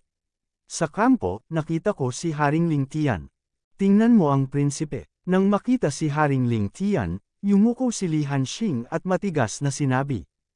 Umupo si Ling Tianwang sa likod ng mesa, sumulyap kay Li Hanxing, iwinagayway ang kanyang kamay at direktang sinabi, "Walang regalo, Li Hanxing, naparito ka ba upang makita ang haring ito, ano ang problema?" Umayos si Li Hanxing, tumingin kay Haring Ling Tian, at sinabi, "Oo, prinsipe, nandito ako sa pagkakataong ito, dahil may mahalagang impormasyong militar na dapat iulat." Mahalagang impormasyon sa militar. Ipinukol ni Ling Tianwang ang dalawang malamig na ilaw sa kanyang mga mata, at sinabing, si Li Hanxing, hindi anumang katalinuhan, ay maaaring ituring na mahalagang impormasyon ng militar, hindi ka magtatanong tungkol sa ilang bakas ng balita, at ang maling pag-aangkin ay mahalaga sa intelligence ng militar. Alam mo, nag-uulat ng peking tungkol sa katalinuhan ng militar, ngunit masama, malalaman mo ba ito ng malinaw? Panipik. Nang sabihin ito ni Ling Tianwang, isang alon ng pressure, na may putok, ay direktang damiin kay Li Hanxing. Sa ilalim ng walang katapusang pressure na ito, si Li Hanxing ay parang isang bato, hindi gumagalaw, walang kaunting pagbabago sa kulay, tumingin kay Haring Ling Tian, sa ilalim ng matinding pressure, dahan-daang nagsalita, at nagsabi, "Aking Panginoon, si Hanxing ay nakakaalam ng seryoso, na sa tingin ko sa oras na ito ay talagang isang mahalagang sitwasyong militar." Panipik. Nakinig si Ling Tianwang sa mga salita ni Li Hanxing, at biglang nawala ang pressure ng langit. Tiningnan niya si Li Hanxing nang may pagsang-ayon, at sinabing, mabuti ang maliit na lalaki. Napakalma pa rin siya at nangangako sa ilalim ng panggigipit na ito, Hari, pag-usapan natin kung ano ang sitwasyon ng militar. Panipi. Ngumiti si Li Hanxing, at direktang kinuha ang isang kaluluwa na nagbuklod sa pinuno ng peteng ng tigre, at nagsabi, Aking Panginoon, may isang taong nasa ilalim ng aking pamumuno ang nagbuklod sa isang pinuno ng tribo ng peteng ng tigre. Mayroon akong ilang impormasyon, at inanyayahan ko ang prinsipe na tingnan ito. Panipi. Bahagyang gumalaw ang mga mata ni Ling Tianwang, at nang itinaas niya ang kanyang kamay, ang tigre na peteng na nakatatak sa kamay ni Li Hanxing, pinangungunahan ang kaluluwa, ay nahulog sa kanyang kamay. Pagkatapos noon, direktang ginamit ni King Ling Tian ang soul search technique para masusing hanapin ang primordial spirit na pinamumunuan ng Tigre Shark, at malamig na kumislap ang kanyang mga mata. Ang tribang ito ng Tigre Shark ay talagang nangangahas na isipin na gusto nila ang aking sangkatauhan na maging biktima, manghuli ng aking lahi, at magsakripisyo sa Diyos ng dagat, talagang tinatrito ba nila ang aking sangkatauhan bilang biktima? Ang boses ni Ling Tianwang ay napakalamig, at pansamantala, ang buong barracks ay napuno ng katahimikan. At si Li Hanxing, sa layunin ng pagpatay ni Li Xia, ay hindi nagbago ang kanyang kutis, at muling kinumpirma ni Ling Tianwang na lihim na nagmamasid sa kanya. Li Hanxing, sa pagkakataong ito, ipinadala mo ang Tigre Shark para utusan ang primordial spirit. Isang pambihirang tagumpay. Anong reward ang gusto mo? Biglang tinanong ni Ling Tianwang si Li Hanxing. Umiling si Li Hanxing at sinabing, Guru, hindi nang ahas si Hanxing na magtanong pa, mag-sign up lang para sa ordinaryong serbisyo militar. Tumawa si Ling Tianwang at nagsabi, Bueno, ayon sa sinabi mo, ang balitang dala mo sa oras na ito ay talagang napakahalaga. Pagkatapos, magtatala ka ng 100,000 merit ng militar, General Sun, at isusulat mo itong military merit, ibigay ito sa Logistics Department, hayaan silang gumawa ng detalyadong pagpaparehistro, maunawaan. Panipi. Si Sun Yunjiang sa malaking account ay tumango at malakas na sinabi, susunod ako. Muling sinabi ni Ling Tianwang, General Sun, maglabas ng pinakamataas na antas ng misyon para malaman kung bakit nagsakripisyo ang Tigre Shark. Kung mahahanap mo ang problemang ito at maalala ang 300,000 military merit, agad mong ipadala ang misyon na ito sa sakamay ng buong hukbo at lahat ng mga alagad ng lahat ng mga grupong etniko na nakaranas ng gawaing ito, sinuman ay maaaring kumuha ng gawaing ito. Kung sino ang unang nakatapos ng gawain ay makakakuha ng mga parangal sa militar. Panipi. Muling tumanggaw si Sun Yunjiang, at nagsabi, susunod ako sa utos, pagkatapos ay gagawin ko ito. Pagkatapos, direktang lumabas si Sun Yunjiang mula sa malaking account at itinalaga ang gawain. Pagkatapos nito, tumingin si Ling Tianwang kay Li Hanxing, muling tumanggo bilang kasiyahan, humimok ng ilang salita, at kumaway na palayain si Li Hanxing. Pagkaalis ni Li Hanxing, nagdaos kaagad si Haring Ling Tian ng pinakamalaking pagpupulong at nagsimulang talakayin ang deployment. Sa pagkakataong ito, gusto niyang makita kung sino ang biktima at kung sino ang biktima sa hangganang dagat na ito. Ito ay isang mangangaso. Lumabas si Li Hanxing sa malaking tolda at dumiretso pabalik sa kanyang tinitirhan. Ang balitang ipinarating niya, naniniwala siyang alam ni Ling Tianwang ang gagawin. Pagkabalik ni Li Hanxing sa istasyon, agad siyang pumunta kay Chen Lei at sinabi sa kanya kung paano niya nakilala si Ling Tianwang. Ang Tigre Shark na ito ang nagutos sa kaluluwa, na tinatakan ni Chen Lei, at ang impormasyong ito ay ipinagpalit sa 100,000 merito ng militar, kaya natural na gusto niyang magpaliwanag kay Chen Lei. Sina Li Hanxing at Chen Lei ay nagkasundo na ang mga merito ng militar na nakuha ni Chen Lei ay makukuha sa dobleng halaga. Ibig sabihin, babayaran ni Li Hanxing si Chen Lei ng iba't ibang espiritual na bato o mga banal na materyales o espiritu na katumbas ng 200,000 na tagumpay ng militar. Dan et al. Para sa mga bagay na ito, hindi sila pinahahalagahan ni Li Hanxing, lalo pa ang 200,000, kahit 2,000,000 pagsasamantala sa militar, makukuha pa rin niya ito, ang pinahahalagahan niya ay ito pa rin ang 100,000 pagsasamantalang militar, ang 100,000 pagsasamantalang militar, dahil sa ganang kanya, ito ang pinakamahalaga. Sa 100,000 militar na pagsasamantalang ito, sa karanasang ito, tiyak na nauna siya sa lahat kahit man lang sa yugtong ito.